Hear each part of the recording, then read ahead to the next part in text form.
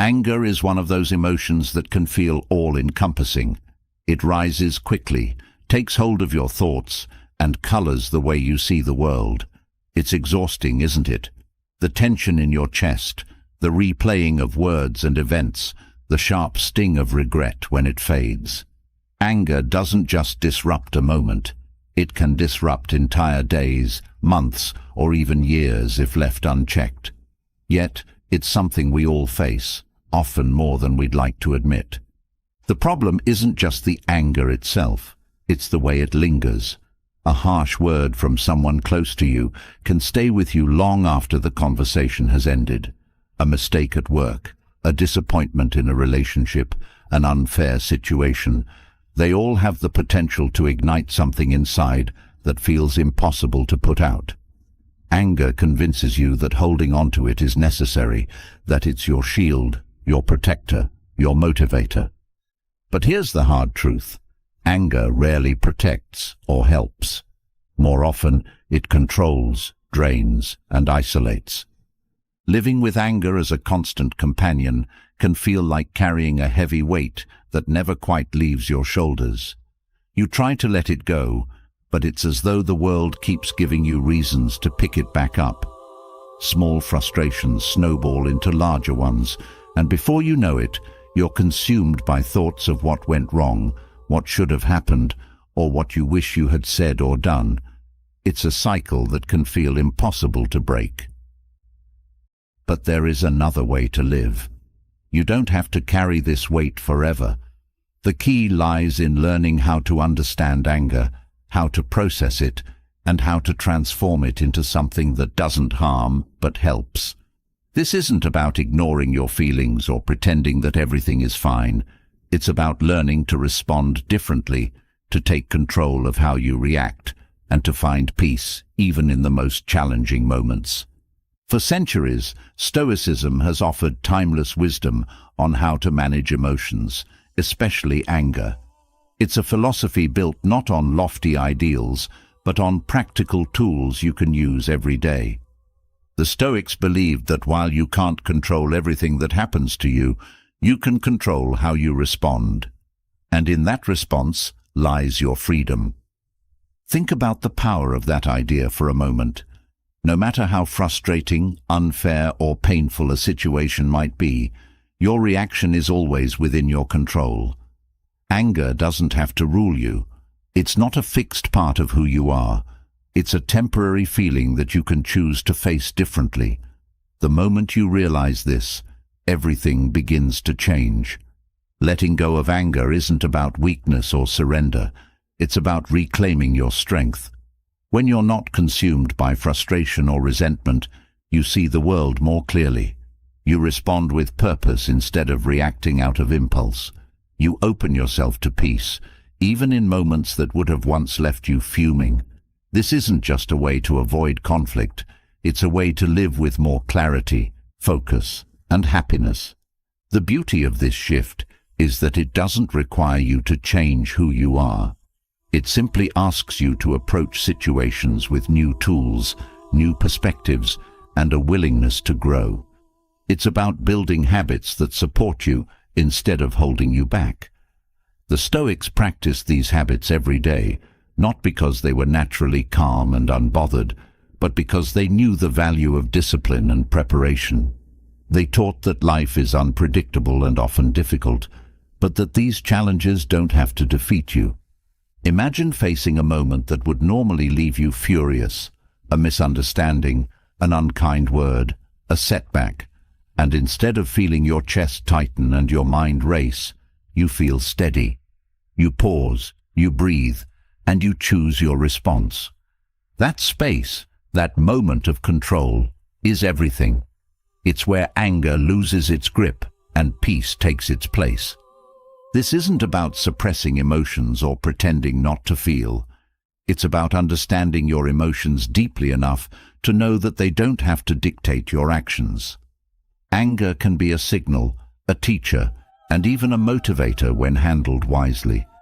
But it doesn't have to be the driver of your life. You are far more powerful than any passing emotion. As you begin this journey, know that change takes time. You won't erase anger overnight, and you don't have to. What matters is progress, not perfection. Each step you take toward understanding and managing your anger is a step toward freedom, a freedom that brings with it a sense of calm and happiness that anger could never provide. You don't need to know all the answers now, you just need to start. This is your opportunity to explore ideas that have helped countless people transform their lives. It's your chance to see anger not as an enemy, but as a challenge you can overcome. And when you do, the weight you've been carrying will begin to lift. The tools you'll learn here aren't complicated.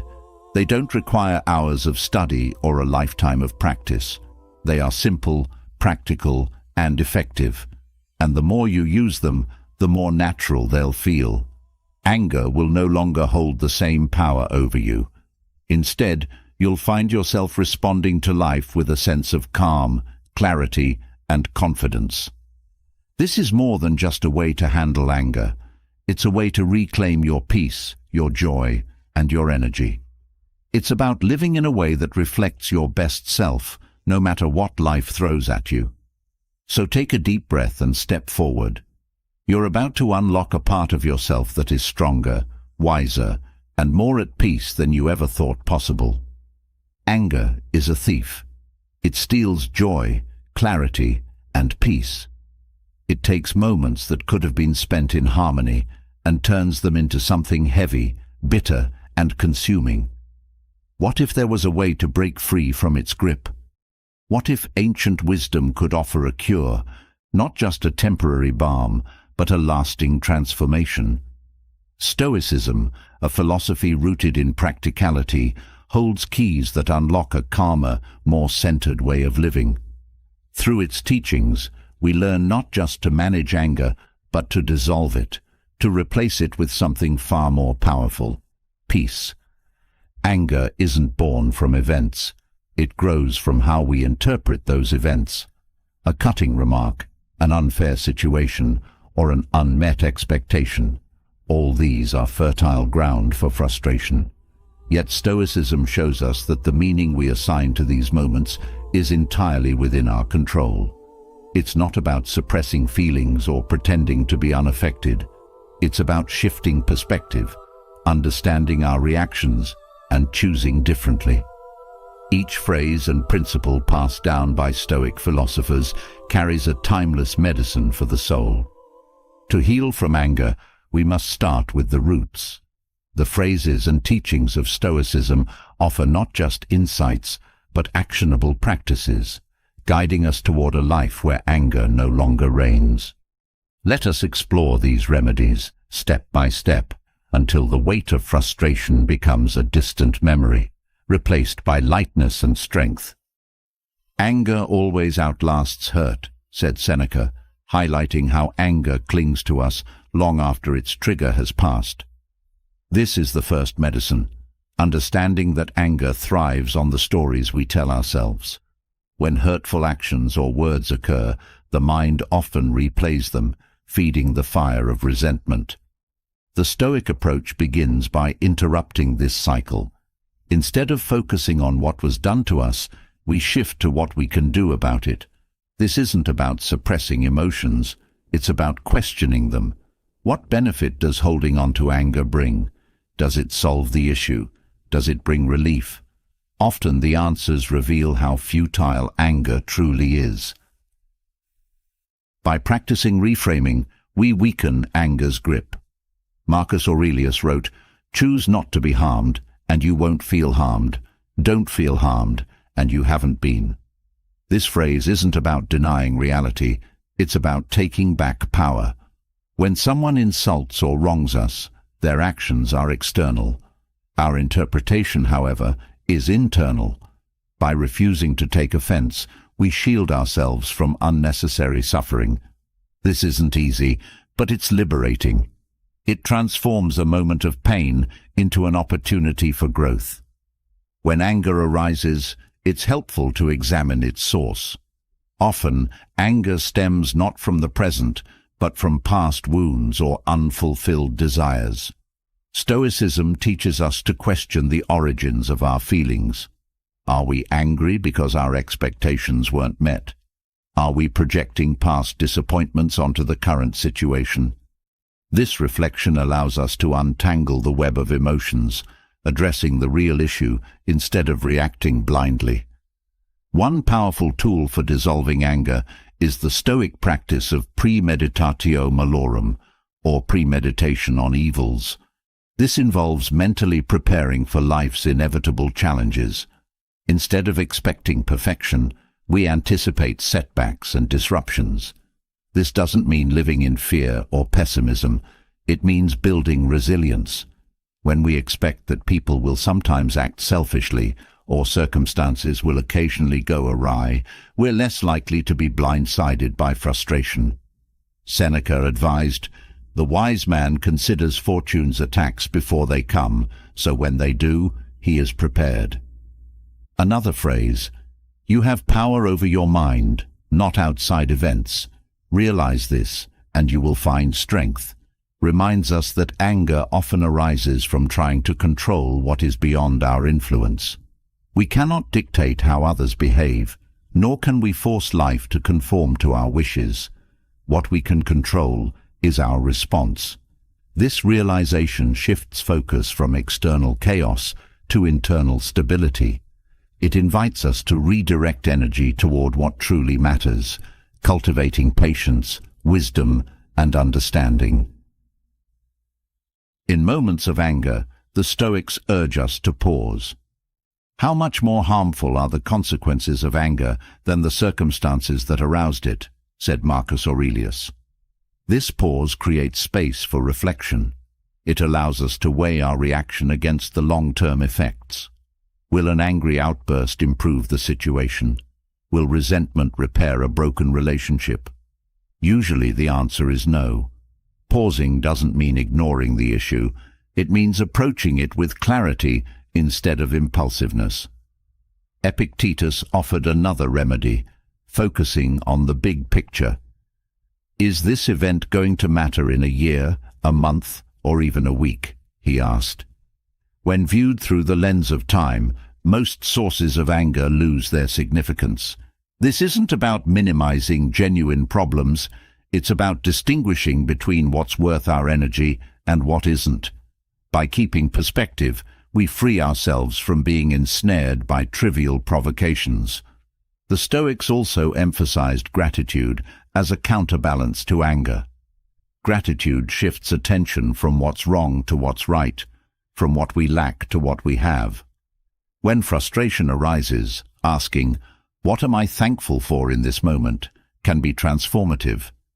Gratitude doesn't erase challenges, but it provides a grounding force, reminding us of the good amidst the bad. Don't set your heart on so many things, Seneca advised. By appreciating life's simple gifts, we reduce the power of unmet desires to stir anger. Forgiveness is another Stoic antidote to anger. Forgiveness isn't about condoning wrongdoing. It's about releasing ourselves from the burden of resentment. When we hold grudges, we tether ourselves to the very pain we wish to escape. Letting go is an act of liberation. To be wronged is nothing unless you continue to remember it, said Marcus Aurelius. Forgiveness allows us to move forward, unshackled by the past. Silence is another tool the Stoics valued deeply. In moments of anger, speaking hastily often escalates conflict. Choosing silence gives us a chance to calm down, to think before we act. This isn't about suppressing our voice, but about using it wisely. When we speak from a place of calm, our words carry more weight and lead to better outcomes. Ego is often at the heart of anger. When our pride is wounded, we react defensively. But the Stoics teach humility as a way to disarm anger. By detaching from ego-driven reactions, we become less affected by insults or perceived slights. What others think of me is none of my business, reflects this principle. Instead of seeking validation from others, we focus on living in alignment with our values. The Stoics also found wisdom in nature, observing its rhythms and flow. Rivers don't resist rocks, they move around them. Trees bend in the wind instead of breaking. Nature doesn't hold grudges or dwell on obstacles, it adapts. By adopting a similar mindset, we can let go of resistance and embrace life's challenges with grace. Breathing techniques, though simple, were another Stoic practice for calming anger. Deep, intentional breaths can interrupt the body's fight-or-flight response, grounding us in the present moment. By focusing on breath, we regain control over our emotions and create space for thoughtful responses. Daily reflection was a cornerstone of Stoic practice. Journaling about the day's events helps us identify patterns in our behavior, including what triggered anger and how we responded. Over time, this awareness builds emotional intelligence, allowing us to handle challenges more effectively. Stoicism encourages us to find joy in living according to our values, regardless of external circumstances. When we anchor ourselves in virtues like patience, kindness, and courage, we're less swayed by fleeting emotions. Anger loses its power when faced with a foundation of inner strength. This philosophy also teaches that all things are impermanent. The moment that angers us will pass, just as all moments do. Clinging to it only prolongs suffering. By embracing impermanence, we free ourselves to focus on what truly matters. Each Stoic phrase and practice is a tool, a medicine for anger's grip. By applying them, not only do we dissolve anger, but we also cultivate a life filled with clarity, purpose, and peace. The journey is ongoing, but every step forward is a step toward freedom. Let the teachings of Stoicism guide you to a place where anger no longer holds sway, and joy becomes your default state. Anger, when left unexamined, often evolves into something even heavier, resentment. It takes root deep within, coloring not just our perspective of those who wronged us, but also how we see ourselves and the world. Resentment is anger that has overstayed its welcome, growing more toxic with time. Where anger may burn brightly and then fade, resentment lingers, quietly consuming energy and joy. It feels justified, even protective, but in reality, it acts as a cage, trapping us in cycles of pain. Letting go of resentment requires more than simple willpower. It demands understanding of ourselves, our emotions, and the perspectives that keep us tethered to the past. Stoic principles offer an approach that is both practical and transformative, showing us not only how to release resentment, but also how to replace it with clarity and peace. The first step is recognizing resentment for what it truly is, a burden we carry. It often starts with an unmet expectation or a sense of injustice.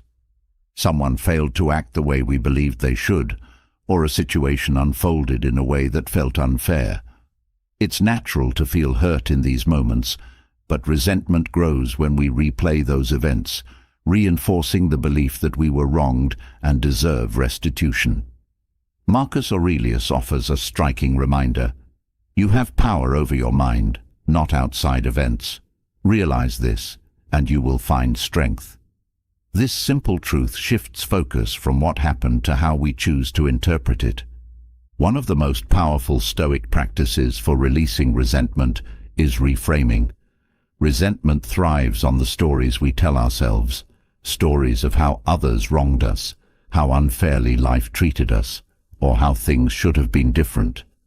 These narratives, while comforting in the short term, often fuel our pain. Reframing allows us to question these stories and see them from a broader perspective. Did the other person act out of malice, or were they acting based on their own limitations or struggles? By understanding their perspective, we can soften our response without condoning their actions. Seneca reminds us that resentment is often rooted in our expectations of others.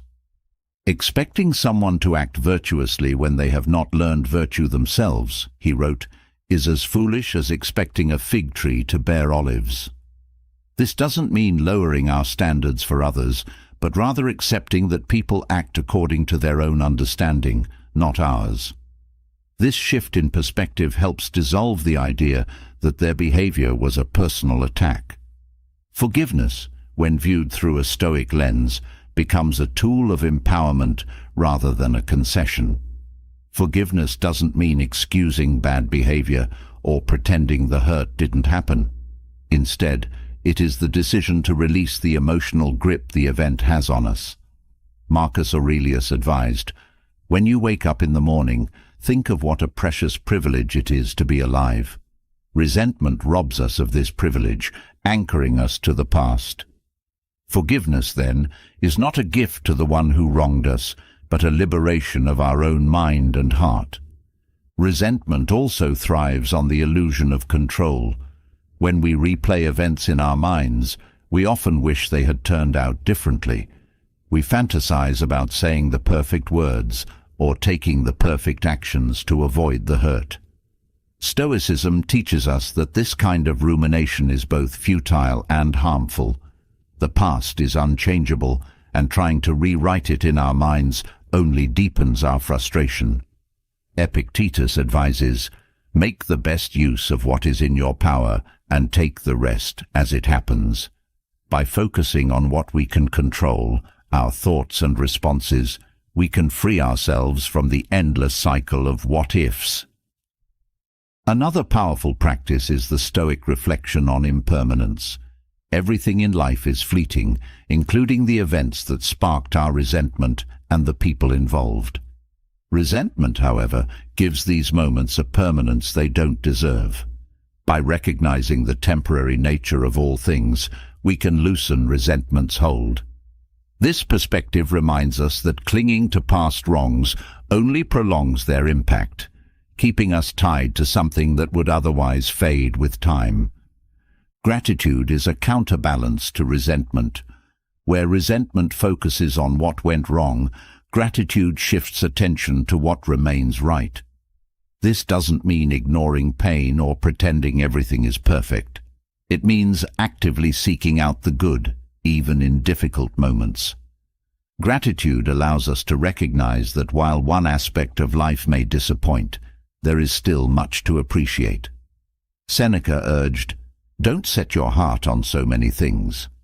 By finding contentment in simplicity, we reduce the power of unmet expectations to fuel resentment. Silence is another remedy for resentment. The urge to speak out in anger or confrontation is strong, but words spoken from a place of resentment often deepen conflict rather than resolve it. Choosing silence doesn't mean suppressing your feelings, but creating space to process them. In that space, clarity emerges, allowing you to decide whether a response is truly necessary or whether letting go is the better option. Silence can be a powerful act of self-control and wisdom.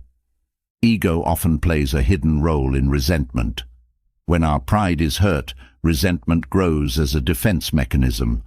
We replay the slight, magnify its significance, and build a narrative that centers our pain. Stoicism teaches humility as a way to disarm the ego. By letting go of the need to always be right or validated, we reduce the sting of others' actions. Marcus Aurelius reminds us that our worth isn't defined by others' opinions or actions, saying, "It is not external events that trouble us, but the judgments we make about them." Journaling offers a practical way to work through resentment.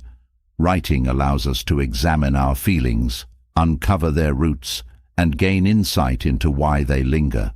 By putting thoughts on paper, we create distance between ourselves and our emotions, making it easier to see them objectively. This process often reveals that the intensity of our resentment is disproportionate to the actual event, helping us release it more easily.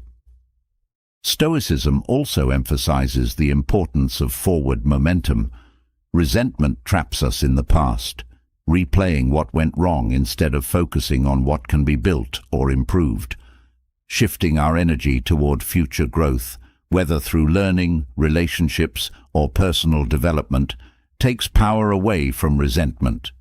Each step forward weakens its hold, allowing us to reclaim our time and energy. Ultimately, letting go of resentment is an act of self-care. It's not about forgetting what happened or excusing harm, but choosing freedom over bondage. Resentment chains us to the very pain we seek to escape, while release opens the door to peace. Through the timeless wisdom of Stoicism, we learn that we have the power to let go, not because the past changes, but because we do. The journey may not be easy, but every step is worth the lightness and clarity that follow. With each lesson applied, resentment fades, leaving space for joy, growth, and inner strength. Frustration is a quieter storm compared to anger, but its effects can be just as destructive. It builds slowly, starting as a small annoyance before it takes over, casting a shadow on your thoughts and draining your energy. It often stems from things not going the way you expected, leaving you stuck in a cycle of tension and unease. While anger may burn brightly and then fade, frustration lingers, gnawing at your peace of mind. Yet, within frustration lies a hidden opportunity, a chance to pause, reassess, and transform it into something more meaningful. The Stoics believed frustration was not a punishment, but a signal, an invitation to look inward and choose peace over turmoil. The first step in transforming frustration into inner peace is to recognize its true source. Frustration doesn't arise from external circumstances, but from our internal expectations clashing with reality. Whether it's someone showing up late, a project hitting unexpected delays, or plans falling apart, the root of frustration is our attachment to how things should have been. Epictetus reminds us, "Men are disturbed not by things, but by the views they take of them." By understanding that frustration is a product of our perspective, we gain the power to change it. Letting go of rigid expectations is one of the most effective ways to disarm frustration. This doesn't mean lowering your standards or becoming indifferent. It means cultivating flexibility. Life is unpredictable, and no matter how much we plan, things will often unfold in ways we don't anticipate. Seneca advised practicing premeditatio malorum, or anticipating obstacles, to prepare the mind for inevitable disruptions. By expecting challenges as a natural part of life, we reduce the shock and irritation when they arise. This isn't pessimism, it's resilience. Another powerful tool is the practice of reframing. Instead of seeing frustration as a setback, view it as an opportunity to grow. Each challenge presents a chance to exercise patience, creativity, or adaptability. Marcus Aurelius wrote, "The impediment to action advances action. What stands in the way becomes the way." This mindset turns obstacles into stepping stones, shifting focus from what went wrong to what can be learned or gained from the experience. Frustration loses its sting when it's seen as a teacher rather than an enemy. Breathing techniques provide a simple yet profound way to address frustration in the moment. Frustration often manifests physically, tension in the shoulders, a racing heart, or shallow breathing. Deep, intentional breaths help calm the body and signal to the mind that it's time to slow down. The Stoics valued control over one's physical state as a gateway to mastering emotions. Taking a few slow breaths during moments of frustration creates space for reflection and prevents impulsive reactions. Perspective is another key ingredient in transforming frustration.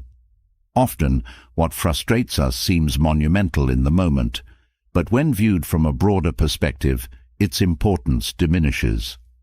Marcus Aurelius often practiced the view from above, imagining himself looking down on his life from a great height. This exercise reveals how small most irritations are in the grand scheme of things. By zooming out, you gain clarity, allowing you to respond with calmness instead of agitation. Gratitude is an antidote to frustration. It shifts focus from what went wrong to what is still right. When faced with delays or disappointments, pausing to acknowledge the things that are going well can drastically change your mindset. Seneca wrote, "He is a great man who uses earthenware as if it were silver, and silver as if it were earthenware." This attitude of appreciation helps anchor us in the present, making it easier to let go of frustration and embrace peace. Frustration also provides an opportunity to practice detachment. Much of our frustration comes from clinging too tightly to outcomes we can't control. By letting go of the need for perfection or certainty, we free ourselves from the cycle of disappointment. Epictetus taught that we should focus only on what lies within our power, our thoughts, actions, and attitudes. Everything else, no matter how much it matters to us, is ultimately beyond our influence. Accepting this truth is liberating, transforming frustration into acceptance. Engaging in meaningful action is another way to channel frustration constructively. When we're stuck in frustration, our energy often feels scattered or stagnant. Redirecting that energy towards something productive, whether it's completing a task, helping someone in need, or creating something new, shifts the focus from what's wrong to what can be done. Marcus Aurelius emphasized action as a way to align with nature, saying, "What we do now echoes in eternity." Even small acts can break the grip of frustration and create a sense of accomplishment. Self-awareness is crucial for understanding the patterns that lead to frustration. Journaling about daily experiences can help uncover triggers and recurring themes. Are there certain situations or people that consistently leave you feeling frustrated? Recognizing these patterns allows you to approach them differently in the future.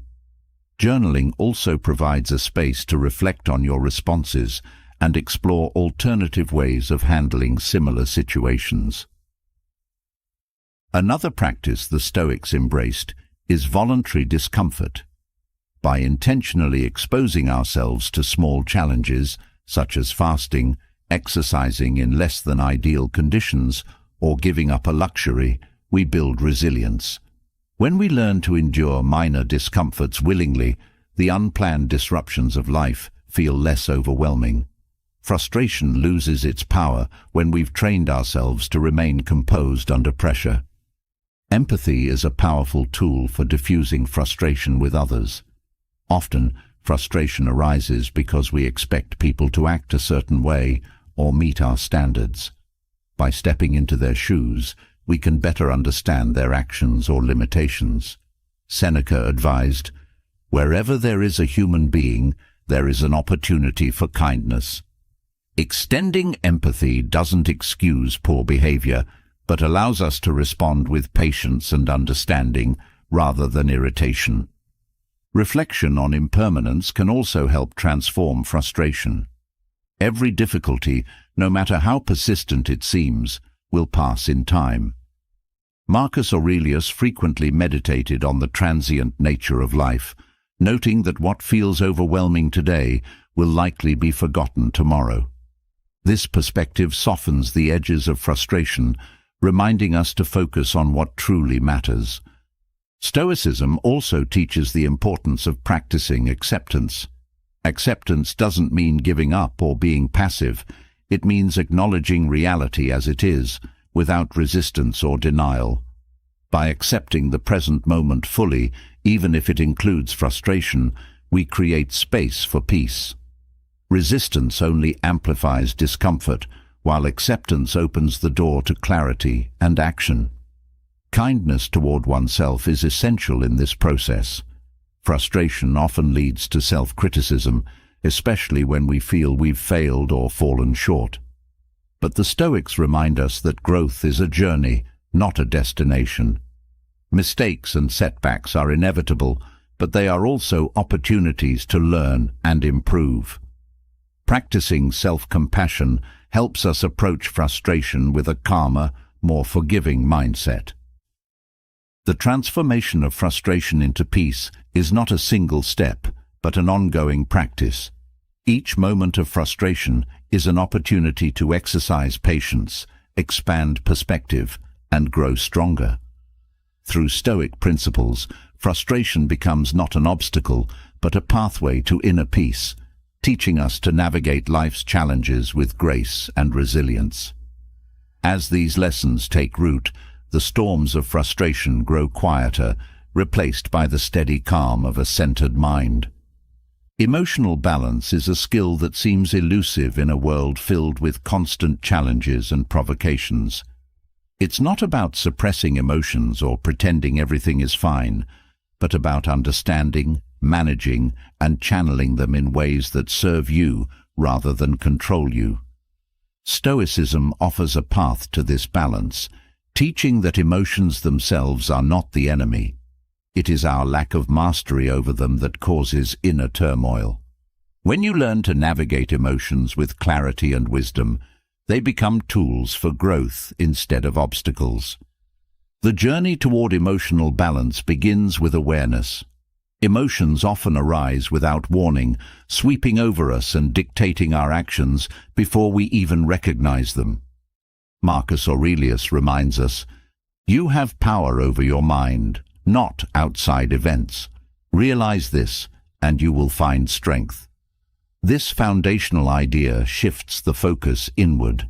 External events may trigger emotions, but the way they manifest and linger is a result of how we interpret and respond to them.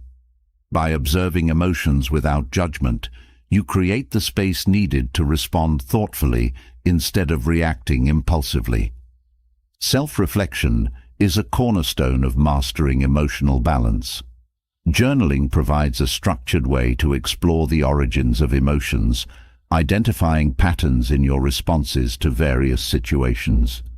When frustration, sadness, or anger arises, ask yourself, what sparked this feeling? Was it an external event, or was it tied to unmet expectations or personal insecurities? By dissecting these moments, you gain insight into your emotional triggers and can begin to address their roots rather than their symptoms. Another Stoic principle essential for emotional balance is the dichotomy of control. Much of our emotional instability comes from trying to control what is beyond our influence, whether it's other people's opinions, the outcomes of events, or the behavior of those around us. Epictetus teaches, "It is not things themselves that trouble us, but our opinions about them." Understanding this allows you to redirect your focus to what you can control, your thoughts, actions, and attitudes. This shift not only reduces emotional volatility, but also empowers you to take ownership of your internal state. Perspective plays a vital role in emotional balance. Emotions often feel overwhelming in the moment, but their intensity diminishes when viewed from a broader context. Marcus Aurelius practiced the view from above, mentally stepping back from his current situation to see it in relation to the larger picture of life. This exercise helps you realize that most emotional storms are temporary and often insignificant in the grand scheme of things. By adopting this perspective, you can approach emotions with a calm curiosity rather than panic. Acceptance is another key component of emotional balance. Resistance to emotions, trying to push them away or deny their existence, only amplifies their intensity. Stoicism teaches that emotions are natural responses to life's challenges. By acknowledging them without attachment or aversion, you neutralize their power over you. Acceptance doesn't mean surrendering to negative feelings, but rather facing them honestly and allowing them to pass without unnecessary resistance. Breathing techniques offer a practical way to anchor yourself in moments of emotional turbulence. When emotions like anxiety or anger take hold, the body often reacts with tension, shallow breathing, and increased heart rate. Deep, intentional breaths can interrupt this cycle, calming the nervous system and bringing clarity to your mind. This simple practice aligns with the Stoic emphasis on grounding oneself in the present moment, creating a foundation for thoughtful responses. Gratitude is another powerful tool for emotional balance. Negative emotions often stem from focusing on what is lacking or wrong in a situation. Gratitude shifts your attention to what is present and positive. Seneca advised cultivating an attitude of gratitude not only for life's blessings, but also for its challenges, as they provide opportunities for growth. By practicing gratitude regularly, you train your mind to seek balance even in difficult circumstances. Stoicism also emphasizes the importance of aligning emotions with reason. Emotions like anger or fear are not inherently bad, but when they override rational thinking, they lead to poor decisions and inner conflict. Marcus Aurelius wrote, "If it is not right, do not do it. If it is not true, do not say it." This principle encourages you to pause and evaluate whether your emotions are guiding you toward virtuous action or leading you astray. By grounding emotions in reason, you maintain control and clarity. Voluntary discomfort is a Stoic practice that strengthens emotional resilience. By intentionally exposing yourself to minor challenges, such as fasting, enduring the cold, or stepping out of your comfort zone, you build the mental fortitude needed to handle larger emotional trials. These exercises teach you that discomfort is temporary and manageable, reducing your sensitivity to emotional triggers in everyday life. Empathy is another crucial element of emotional balance. Much of our emotional instability comes from misinterpreting others' actions or taking them personally. By seeking to understand the perspective of those around you, you diffuse feelings of anger, frustration, or resentment.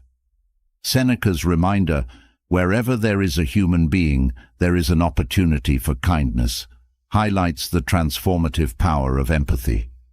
Extending compassion to others often softens your own emotional responses, fostering peace instead of conflict. Nature serves as a profound teacher for emotional balance. Observing the cycles and rhythms of the natural world reminds us of the impermanence of all things, including emotions. Rivers flow around obstacles, seasons change, and storms pass, all without resistance. By adopting a similar mindset, you learn to navigate emotions with grace, allowing them to come and go without clinging to their intensity. Silence and stillness are also essential for mastering emotions. In a world filled with constant noise and distractions, taking moments of quiet reflection allows you to reconnect with your inner self. Silence creates the mental space needed to process emotions and gain clarity. This practice aligns with the Stoic emphasis on solitude as a tool for self-mastery. Another valuable practice is prioritizing your values. Emotional instability often arises when actions and choices conflict with your core beliefs.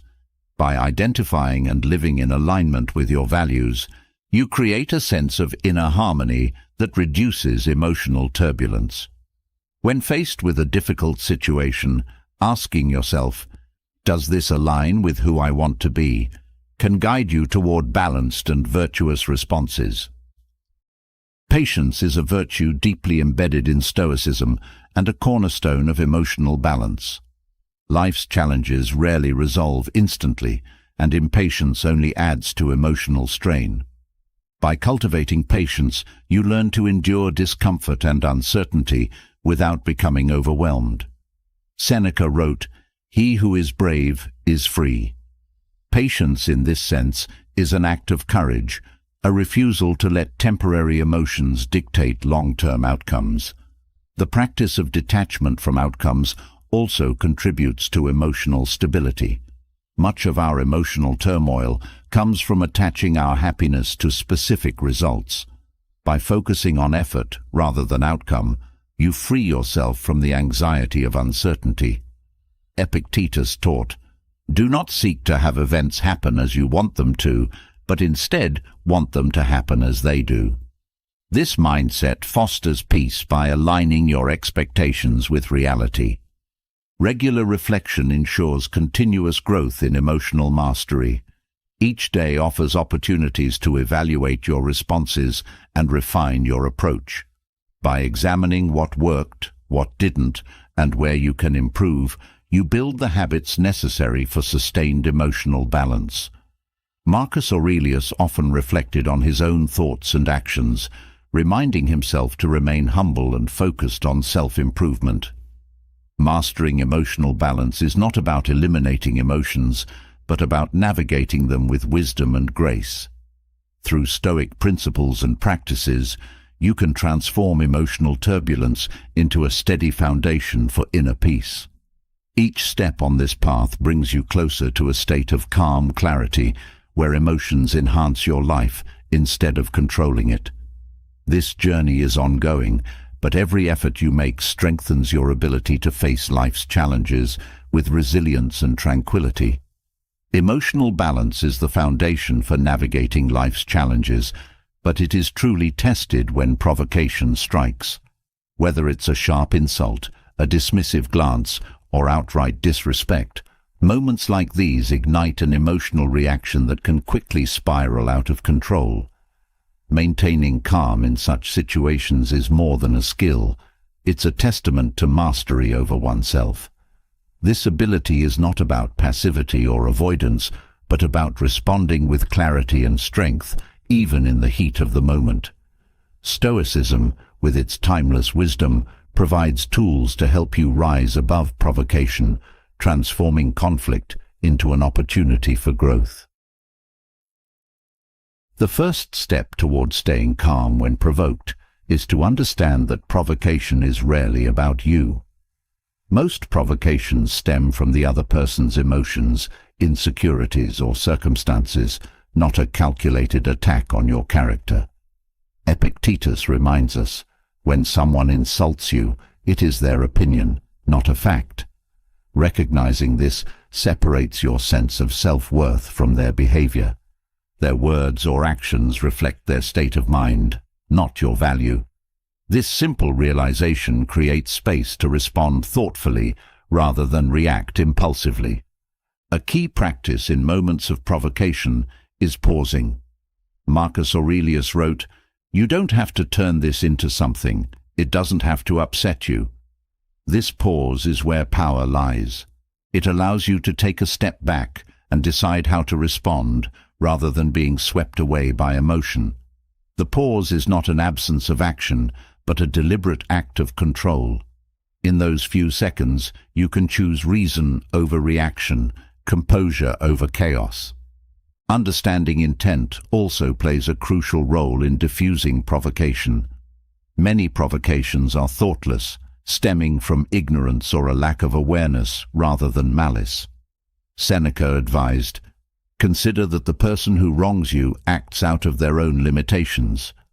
This perspective doesn't excuse bad behavior, but reframes it, making it easier to approach with patience. By seeing the other person as flawed and human, rather than as an enemy, you soften your response and maintain your composure. The power of silence cannot be underestimated in these moments. Silence is not weakness, but strength, a conscious decision to preserve your dignity and clarity.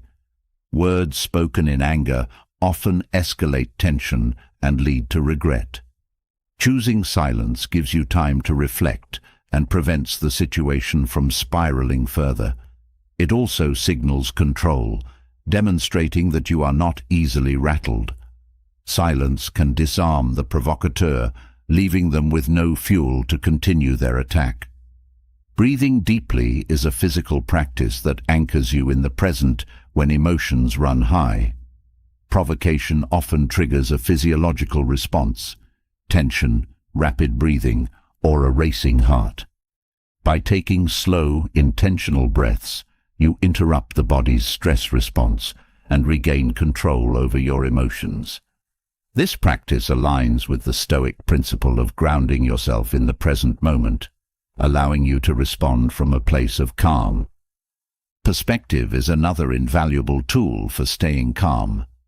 Provocations often feel overwhelming in the moment, but when viewed from a larger context, their significance diminishes. Marcus Aurelius practiced the view from above, mentally stepping outside of his immediate circumstances to see them as part of a much bigger picture. This exercise helps you realize that most provocations are fleeting and unimportant in the grand scheme of things, making it easier to let them pass without disrupting your peace. Empathy also plays a transformative role in handling provocation. Instead of immediately reacting, consider what might have driven the other person's behavior. Are they under stress, grappling with insecurities, or acting out of pain? Seneca emphasized the value of treating others with compassion, saying, "Wherever there is a human being, there is an opportunity for kindness." Empathy doesn't mean accepting disrespect, but allows you to respond with understanding rather than hostility. Focusing on what you can control is central to Stoicism. Provocation often triggers a desire to control the situation or change the other person's behavior.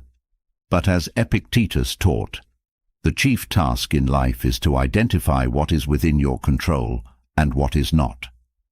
You cannot control the actions or words of others, but you have complete authority over your thoughts, actions, and reactions. This realization shifts your energy from external circumstances to internal stability, empowering you to remain calm regardless of the provocation. Gratitude is a surprising yet effective counter to provocation. When faced with a challenging situation, pausing to reflect on what you are grateful for redirects your focus from anger to appreciation. Gratitude doesn't erase the provocation, but provides a buffer against its emotional impact.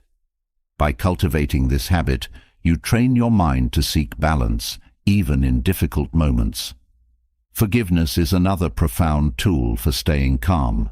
Holding on to resentment or anger after being provoked only prolongs the emotional toll. Forgiveness, viewed through a Stoic lens, is not about condoning bad behavior, but about freeing yourself from its grip. Marcus Aurelius advised, "The best revenge is to be unlike the one who wronged you." Forgiveness allows you to reclaim your peace and respond with dignity rather than retaliation. The practice of detachment is essential in maintaining composure. Detachment doesn't mean indifference, but rather the ability to separate your emotions from the situation. By letting go of the need for validation or approval, you become less vulnerable to the sting of provocation. Epictetus said, "If you want to improve, be content to be thought foolish or stupid." This mindset empowers you to rise above provocations, focusing instead on your own principles and values. Physical posture also plays a role in staying calm. The Stoics understood the connection between body and mind, teaching that maintaining an upright, relaxed posture can influence your emotional state. When provoked, avoid slumping or tensing up. Instead, stand tall, relax your shoulders, and breathe deeply. This physical grounding reinforces your inner calm and signals confidence. Voluntary discomfort is a Stoic practice that builds resilience to provocation. By intentionally exposing yourself to small challenges, such as fasting, taking cold showers, or enduring minor inconveniences, you train your mind to remain composed in the face of discomfort. This practice helps you handle unexpected provocations with grace, as you've already built the habit of enduring discomfort without losing control. Reflection on impermanence is another key to calmness. All provocations, no matter how intense, are temporary.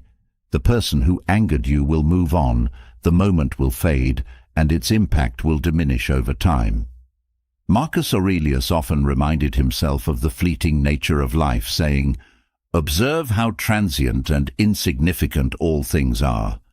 This perspective helps you let go of the immediate emotional reaction, focusing instead on what truly matters. Aligning your actions with your values is perhaps the most powerful way to stay calm.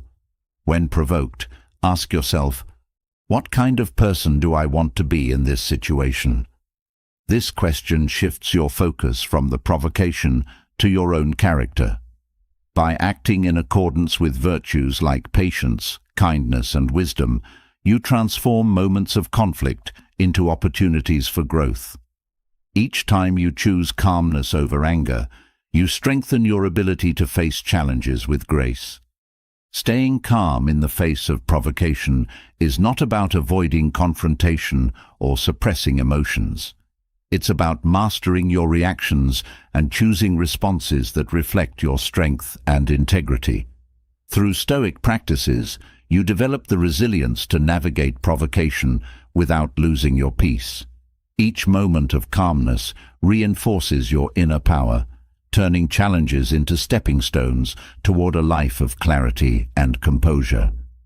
As you continue to apply these principles, calmness becomes not just a reaction, but a way of being, unshaken by the storms of life.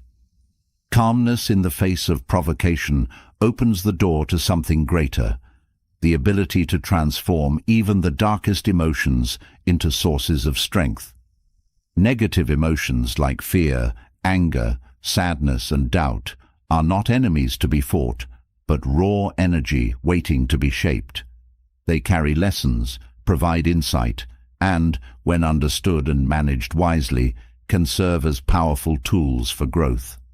Stoicism offers timeless principles to turn these emotions into stepping stones toward resilience, clarity, and purpose.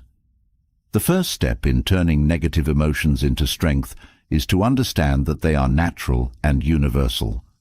Every person faces moments of fear, anger, or despair, but what sets the strong apart is their ability to respond to these emotions constructively.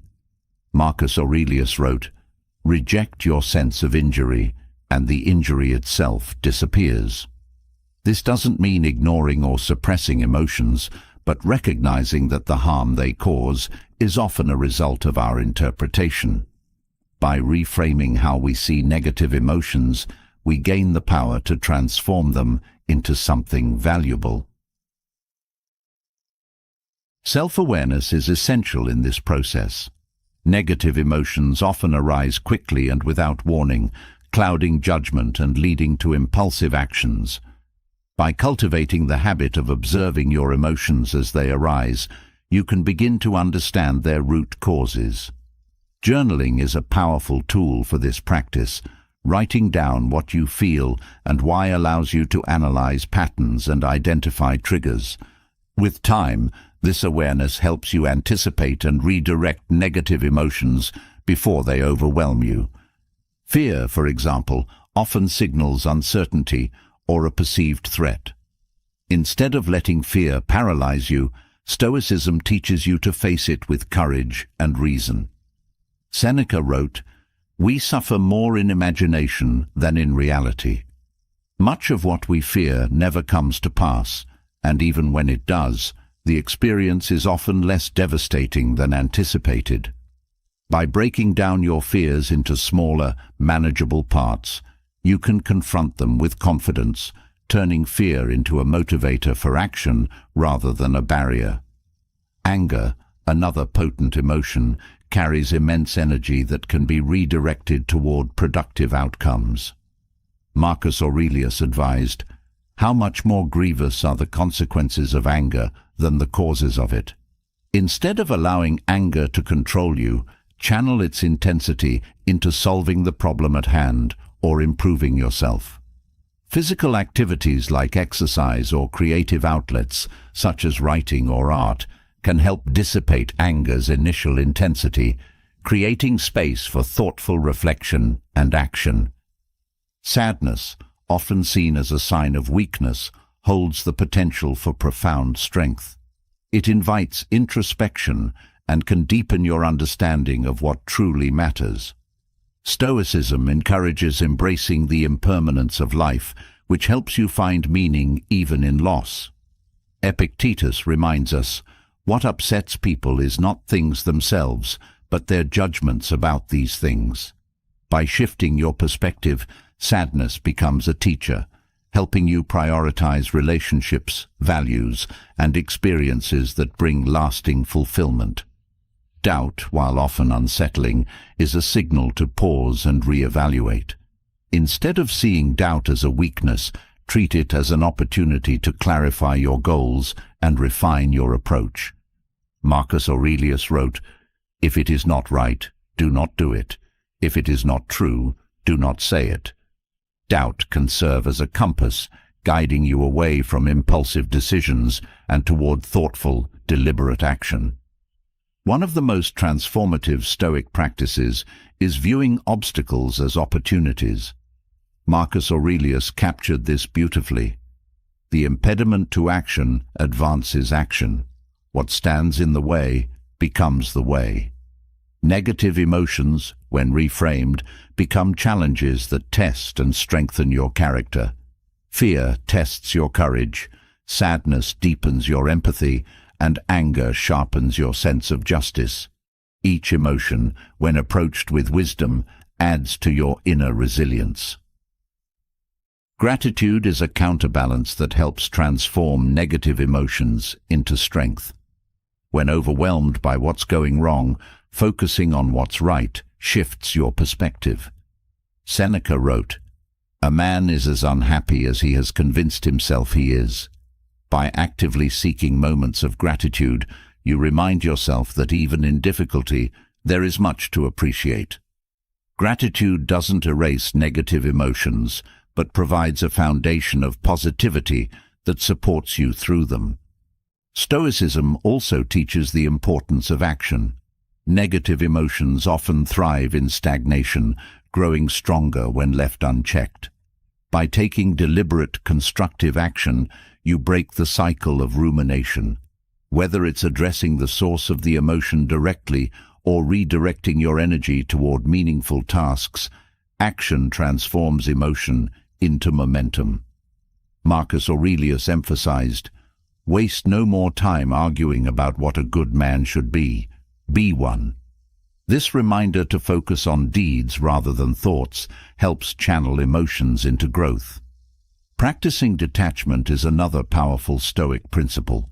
Much of the pain caused by negative emotions comes from attachment to outcomes, possessions, or relationships. By practicing detachment, you learn to let go of what you cannot control, reducing the intensity of negative emotions. Epictetus taught, "Seek not for events to happen as you wish, but wish for events to happen as they do, and you will find peace." This mindset allows you to navigate life's challenges with grace, transforming setbacks into lessons. Empathy toward yourself is equally important. Negative emotions often lead to self-criticism, creating a cycle of guilt or shame. By treating yourself with the same compassion you would offer a friend, you create a supportive environment for growth. Stoicism encourages self-reflection without self-condemnation, helping you learn from mistakes without being weighed down by them. This balance of accountability and kindness turns emotional pain into a catalyst for self-improvement. Silence and solitude also play a role in transforming negative emotions. Taking time to reflect quietly allows you to process feelings without the distractions of daily life. This practice aligns with the Stoic emphasis on inner dialogue as a tool for understanding and growth. By stepping away from the noise, you gain clarity, making it easier to turn emotions into constructive action. Negative emotions are not barriers, but stepping stones. They hold the raw material needed for growth, resilience, and understanding. By applying Stoic principles, you can transform fear into courage, anger into determination, sadness into wisdom, and doubt into clarity. Each emotion, when approached with patience and perspective, becomes a source of strength that propels you forward. Through practice, this transformation becomes second nature, allowing you to face life's challenges with calm, confidence, and purpose. Harnessing the power of negative emotions reveals an essential truth. Happiness isn't found in their absence, but in mastering how we respond to all emotions. Happiness that endures isn't fleeting or tied to momentary pleasures. It is a state of being rooted in clarity, purpose, and inner calm. Stoicism offers a blueprint for this kind of happiness, a lasting contentment that thrives regardless of external circumstances. This form of happiness doesn't rely on what life gives, but on how we choose to navigate it. The foundation of lasting happiness lies in the realization that it comes from within. External achievements, material possessions, or others' approval are often pursued as sources of happiness, but they are fleeting. The Stoics emphasized that true contentment comes from living in harmony with one's values and nature. Marcus Aurelius wrote, "You have power over your mind, not outside events. Realize this, and you will find strength." This power over your mind is the wellspring of enduring happiness, a resource that cannot be taken away by misfortune or loss. Gratitude is one of the most transformative Stoic practices for cultivating happiness. The human mind often focuses on what is lacking or what could be better. By training yourself to focus on what is already present and good, you reframe your perspective.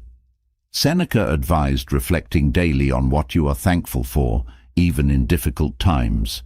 This doesn't mean denying challenges, but recognizing the good alongside them. Gratitude shifts your mindset, creating a foundation of contentment that lasts beyond fleeting highs. Living in the present moment is another pillar of Stoic happiness. Anxiety often arises from worrying about the future, while regret stems from dwelling on the past. Marcus Aurelius reminded himself, "Confine yourself to the present." Happiness is found not in what has been or what might be, but in the now.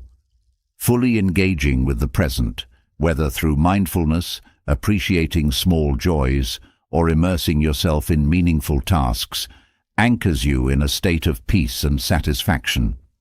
Acceptance is central to lasting happiness. Much of life's unhappiness comes from resisting reality, wishing things were different than they are. Epictetus taught, "Seek not to have events happen as you wish, but wish them to happen as they do, and you will find tranquility." This doesn't mean passivity, but aligning your expectations with the nature of life. By accepting what cannot be changed, you free yourself from unnecessary frustration and open the door to contentment. Happiness is also deeply connected to living virtuously. For the Stoics, happiness wasn't about indulgence, but about living in alignment with wisdom, courage, justice, and self-discipline. These virtues provide a steady guide for making choices that bring not only satisfaction, but meaning. When your actions reflect your values, you experience a sense of integrity and fulfillment that external rewards cannot replicate. Detachment from external outcomes plays a crucial role in cultivating happiness. The Stoics recognize that life is full of uncertainties. By focusing on effort rather than results, you build resilience and reduce the emotional toll of setbacks. Epictetus advised, "Make the best use of what is in your power and take the rest as it happens." This mindset ensures that your happiness remains intact, regardless of how external events unfold. Serving others is another pathway to lasting happiness. The Stoics believed that humans are inherently connected and that contributing to the well-being of others enriches your own life. Marcus Aurelius wrote, "What brings no benefit to the hive brings none to the bee."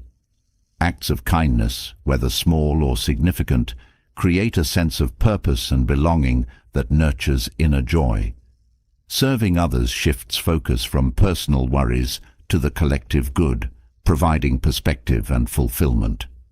Simplicity is a Stoic virtue that leads to lasting happiness. Modern life often equates happiness with accumulation, more possessions, more achievements, more recognition. Yet, The Stoics taught that contentment comes from needing less. Seneca observed, "It is not the man who has too little, but the man who craves more, that is poor." Simplifying your life by focusing on what truly matters reduces stress and enhances your appreciation for what you already have. Reflection is a powerful tool for sustaining happiness. The Stoics practiced daily reflection to assess their thoughts, actions, and emotions. Journaling provides a space to evaluate whether you are living according to your values and to identify areas for growth. Reflection helps you align your life with your principles, creating a sense of clarity and purpose that supports lasting happiness. Resilience is another cornerstone of Stoic happiness. Life will always present challenges, but how you respond determines your level of contentment. By viewing obstacles as opportunities to grow, you strengthen your ability to navigate difficulties without losing your sense of balance. Marcus Aurelius wrote, "The impediment to action advances action. What stands in the way becomes the way." Each challenge becomes a stepping stone, adding to your strength and deepening your happiness. Mindfulness, or paying attention to the present without judgment, enhances your ability to appreciate life fully. The Stoics valued mindfulness as a way to maintain focus on what truly matters. By practicing mindfulness, you heighten your awareness of the beauty in ordinary moments, from a kind word to a simple meal. This practice cultivates a steady, grounded happiness that is not swayed by external events. Forgiveness is another practice that supports lasting happiness. Holding on to grudges or resentment weighs heavily on the mind and heart. By choosing to forgive, not for others' sake but for your own, you release the burden of negative emotions. Marcus Aurelius advised, "The best revenge is not to be like your enemy." Forgiveness allows you to move forward with lightness, unhindered by past wrongs. Happiness also requires embracing impermanence. The Stoics understood that everything in life is temporary, both the good and the bad. By accepting this truth, you can savor joyful moments without clinging to them and endure hardships without despair. Epictetus taught, "Don't demand that things happen as you wish, but wish them to happen as they do." This perspective brings peace, knowing that all experiences are part of life's natural flow. Purpose is a key driver of enduring happiness. The Stoics believed that living with intention and contributing to something greater than yourself provides a deep sense of fulfillment. Whether it's pursuing a meaningful goal, nurturing relationships, or helping others, purpose adds depth to your life and anchors you in happiness that lasts. Resisting comparison is essential for maintaining happiness. In a world filled with constant comparisons, it's easy to feel inadequate or dissatisfied. The Stoics advised focusing on your own journey rather than measuring yourself against others. Marcus Aurelius wrote, "Do not waste the remaining part of your life in thoughts about others." By staying true to your path, you cultivate a happiness that is rooted in authenticity rather than external validation. Gratitude, acceptance, and reflection form a cycle that sustains happiness. Each practice reinforces the others, creating a strong foundation for contentment that weathers life's ups and downs. By embracing these Stoic principles, you discover that happiness is not something to chase, but something to cultivate within yourself. This happiness endures, grounded in clarity, purpose, and a steady connection to what truly matters. Happiness that endures is not born from a life free of challenges, but from mastering how to face them with calm and clarity. Life's challenges, whether small inconveniences or profound crises, test your resolve and character. They push you to react, often emotionally, but Stoicism teaches a different way, a way to meet difficulties with composure, turning chaos into opportunities for growth. This calmness doesn't come from denying hardships, but from understanding them deeply and responding with intention rather than impulse. Stoicism begins by teaching that challenges are not inherently bad. They are neutral events shaped by your perspective. Marcus Aurelius wrote, "You have power over your mind, not outside events. Realize this, and you will find strength." The way you interpret challenges determines whether they become sources of distress or stepping stones toward resilience. Understanding this shifts the focus from external events to internal mastery, empowering you to navigate life's trials without being overwhelmed. The first step in responding calmly is cultivating awareness of your initial reactions. Challenges often provoke a surge of emotion, fear, frustration, or anger. These emotions are natural, but don't have to dictate your actions. By observing them without judgment, you create space to choose your response. Epictetus advised, "It is not what happens to you, but how you react to it that matters." This practice of mindful observation allows you to step back and assess the situation with a clear mind before taking action. Perspective is a powerful tool in maintaining calmness. Challenges often feel overwhelming in the moment, but when viewed from a broader context, their intensity diminishes. Marcus Aurelius practiced the view from above, imagining himself looking down on his life from a great height.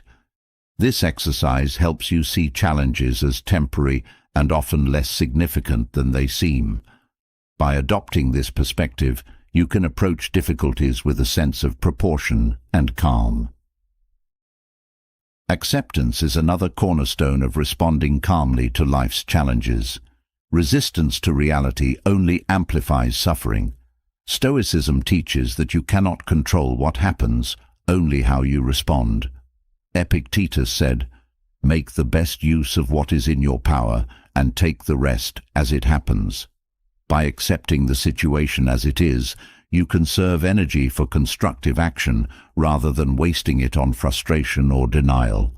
Acceptance is not resignation, but a starting point for purposeful effort.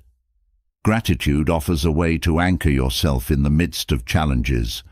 When faced with difficulty, focusing on what remains good shifts your perspective from scarcity to abundance. Seneca encouraged gratitude as a practice to counterbalance adversity. This doesn't mean ignoring the challenge, but recognizing that even in hardship, there are things to appreciate. Gratitude creates a foundation of positivity, helping you face difficulties with a resilient mindset. Another key principle is focusing on what you can control. Challenges often feel insurmountable because we attempt to control outcomes or circumstances beyond our influence. Stoicism teaches that peace comes from directing your efforts toward what is within your power, your thoughts, actions, and attitudes. Marcus Aurelius wrote, "You have the power to strip away many superfluous troubles. Confining yourself to the present alone clears a vast expanse of peace." This focus helps you channel your energy productively, reducing anxiety and fostering calmness. Silence is a powerful response to challenges that provoke conflict or tension. Words spoken in haste often escalate the situation, whereas silence creates space for reflection and de-escalation. Choosing not to react immediately demonstrates strength and composure. This pause allows you to assess whether a response is even necessary and, if so, to craft one that aligns with your values. Stoicism also emphasizes the importance of preparation. By anticipating potential difficulties, you strengthen your ability to face them calmly. The practice of premeditatio malorum, imagining worst-case scenarios, prepares your mind for challenges. This doesn't mean dwelling on negativity, but familiarizing yourself with the possibility of setbacks so they don't catch you off guard. Seneca noted, "The unexpected blow lands heaviest." By mentally rehearsing responses to potential challenges, you build resilience and reduce emotional volatility. Physical practices can also support emotional calmness. Challenges often trigger a stress response in the body: tight muscles, shallow breathing, or a racing heart. Deep, intentional breaths help calm the nervous system, grounding you in the present moment. This simple practice aligns with the Stoic principle of using physical awareness to cultivate mental clarity. Another aspect of responding calmly is finding purpose in challenges. Stoicism views obstacles as opportunities to grow in virtue and strength. Marcus Aurelius wrote, "The impediment to action advances action. What stands in the way becomes the way." Each challenge is a chance to practice patience, courage, or wisdom. By reframing difficulties as tests of character, you shift your focus from what you've lost to what you can gain. Empathy plays a crucial role in navigating challenges involving others. Many difficulties arise from misunderstandings, conflicts, or perceived slights. By seeking to understand the perspective of others, you diffuse tension and foster connection. Seneca advised treating others with compassion, saying, "Wherever there is a human being, there is an opportunity for kindness." Empathy doesn't solve every problem, but helps you approach interpersonal challenges with grace rather than hostility. Detachment from outcomes is another Stoic practice that fosters calmness. Much of the stress surrounding challenges comes from clinging to specific results. By focusing on effort rather than outcome, you free yourself from the anxiety of uncertainty. Epictetus taught, "Do not seek to have events happen as you wish, but wish them to happen as they do." This mindset helps you stay present and engaged, regardless of how the situation unfolds. Reflection is a vital tool for learning from challenges and responding more effectively in the future. After facing a difficulty, take time to evaluate how you handled it. What went well? What could you improve? This process of self-assessment aligns with the Stoic commitment to continuous growth. Marcus Aurelius often reflected on his actions, reminding himself to remain humble and focused on improvement. Reflection transforms challenges into valuable lessons, ensuring that each one contributes to your development. Simplicity is another way to reduce the impact of challenges. Complexities and unnecessary burdens often amplify stress. By simplifying your life and focusing on what truly matters, you create a buffer against overwhelm. Seneca observed, "It is not the man who has too little, but the man who craves more that is poor." Simplifying your priorities and minimizing distractions helps you approach challenges with clarity and calm. Stoicism teaches that responding calmly is not about suppressing emotions or avoiding difficulties. It is about mastering your reactions and approaching challenges with a sense of purpose and perspective. Through practices like acceptance, gratitude, empathy, and preparation, you build the resilience to face life's trials with composure. Each challenge becomes not an obstacle, but a chance to grow stronger and more centered. With each step, calmness becomes not just a response, but a defining feature of your approach to life. Calmly navigating challenges offers a foundation for a deeper transformation, the ability to overcome disappointment and rediscover joy. Disappointment often feels heavy, pulling your thoughts toward regret and frustration. It arises from unmet expectations, unforeseen failures, or a sense of loss. But within disappointment lies an opportunity, a chance to redefine your perspective, regain your balance, and uncover the hidden joys that persist even in the midst of setbacks.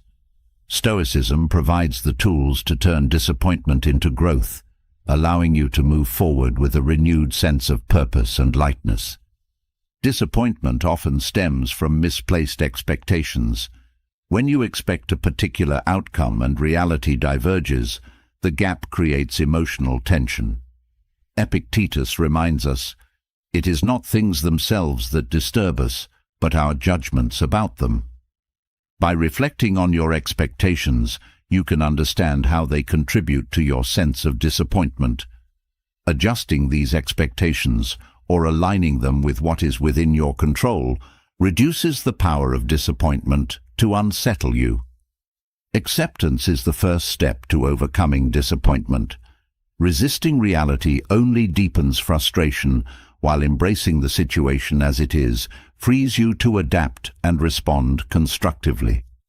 Marcus Aurelius wrote, "The universe is change. Our life is what our thoughts make it." Disappointment, viewed through this lens, becomes not a failure, but a moment of change. By accepting the situation fully, you remove its emotional sting and open the door to new possibilities. Reframing your perspective is a powerful Stoic practice for moving beyond disappointment. Instead of focusing on what was lost, shift your attention to what remains. Seneca encouraged looking for the good even in misfortune, saying, "What need is there to weep over parts of life? The whole of it calls for tears." This doesn't mean dismissing your feelings, but broadening your view to see the value and lessons hidden in setbacks. Reframing transforms disappointment into a stepping stone rather than a stumbling block. Gratitude is another antidote to disappointment. When expectations are unmet, it's easy to dwell on what went wrong, but gratitude redirects your focus to what is still good. Reflecting on the aspects of your life that bring joy, stability, or meaning helps counterbalance the weight of disappointment. Seneca advised practicing gratitude daily, not only for what is pleasant, but also for what challenges you, as both contribute to your growth. Gratitude turns attention away from scarcity and toward abundance. Disappointment often lingers when tied to a sense of failure. Stoicism teaches that failure is not the end, but a chance to grow stronger. Marcus Aurelius wrote, "You have power over your mind, not outside events. Realize this, and you will find strength." By focusing on the effort rather than the outcome, you shift your attention from what went wrong to what you can learn. Failure becomes a teacher, and disappointment fades as its lessons emerge. Detachment from outcomes is central to overcoming disappointment. Many frustrations arise from clinging too tightly to specific results. Epictetus advised, "Do not seek to have events happen as you wish, but wish them to happen as they do." This mindset frees you from the burden of unmet expectations, allowing you to approach life with greater flexibility and peace. Detachment doesn't mean apathy. It means investing fully in the process while releasing the need for a particular outcome. Empathy toward yourself is essential in moments of disappointment. It's easy to spiral into self-criticism, blaming yourself for not achieving what you hoped. But Stoicism encourages treating yourself with the same compassion you would offer a friend. Reflect on the effort you made and the circumstances you faced, acknowledging your humanity. Seneca noted, "To err is human, but to persist in error is diabolical." Self-compassion creates space for learning and improvement rather than dwelling on regret. Disappointment often clouds your ability to see the bigger picture. Practicing perspective helps you place setbacks in context. Marcus Aurelius often reminded himself to look at life from a higher vantage point, saying, "When you arise in the morning, think of what a privilege it is to be alive, to think, to enjoy, to love." This view reveals that many disappointments, while painful in the moment, are small in the broader tapestry of life. Perspective reduces the weight of disappointment, making room for joy to return. Silence can be a powerful tool for processing disappointment. In the aftermath of a setback, the temptation to vent or seek validation can amplify negative feelings. Choosing silence allows you to reflect without external noise. Marcus Aurelius valued solitude as a way to connect with one's inner self, finding clarity and strength in stillness. Silence creates a buffer between the event and your response, enabling you to approach the situation with thoughtfulness. Disappointment often masks opportunities. What appears to be a door closing might be a redirection to something better. Stoicism teaches that obstacles often contain hidden benefits. Marcus Aurelius wrote, "The impediment to action advances action. What stands in the way becomes the way." By reframing disappointment as a signal to adjust your path, you transform it into a source of motivation. This shift in mindset fosters resilience and a sense of possibility. Journaling provides a structured way to process disappointment. Writing down your feelings and analyzing the situation helps uncover patterns and root causes. What expectations were unmet? Were they realistic? What can you learn from the experience? Journaling creates clarity, turning disappointment into insight. This practice aligns with the Stoic emphasis on reflection as a tool for growth. Purpose is another powerful counterbalance to disappointment. When you are deeply connected to a sense of purpose, setbacks feel less significant. Marcus Aurelius often reflected on his duty and the larger meaning of his actions, reminding himself to stay focused on his purpose regardless of obstacles. Aligning your actions with your values and long-term goals provides a steady foundation that withstands the turbulence of disappointment. Simplicity helps reduce the emotional impact of disappointment. The more you attach your happiness to complex plans or excessive desires, the greater the potential for frustration. Seneca advised, "He who needs little is never poor." By simplifying your expectations and focusing on what truly matters, you create a buffer against disappointment. This approach fosters a contentment that is less dependent on external circumstances. Disappointment is also an opportunity to practice resilience. Life's challenges strengthen your ability to endure and adapt. Marcus Aurelius wrote, "You have power over your mind, not outside events. Realize this, and you will find strength." Resilience grows with each setback you overcome, transforming disappointment into a foundation for future success. Finding joy after disappointment requires embracing impermanence. All feelings, whether joy or sorrow, are temporary. Epictetus taught, "Don't demand that things happen as you wish, but wish them to happen as they do." By accepting the ebb and flow of life, you learn to let go of disappointment and make space for joy. This perspective allows you to appreciate the present without being weighed down by the past. Overcoming disappointment with Stoic wisdom is not about denying the pain of setbacks, but about transforming how you respond to them. Through practices like acceptance, gratitude, detachment, and reflection, you shift your perspective, finding strength and joy even in the face of unmet expectations. Each disappointment becomes an opportunity to grow, deepen your understanding, and reconnect with what truly matters, paving the way for a life filled with enduring contentment. Overcoming disappointment clears the path for an even more profound practice, one that liberates your mind from resentment and anger: forgiveness. In the Stoic philosophy, forgiveness is not a sign of weakness or surrender, nor is it about condoning harmful actions. It is a profound act of self-care and strength, a way to reclaim your peace and focus. To forgive is to free yourself from the heavy burden of carrying someone else's wrongdoing. Through forgiveness, you rise above the grip of anger and resentment, allowing clarity and tranquility to flourish.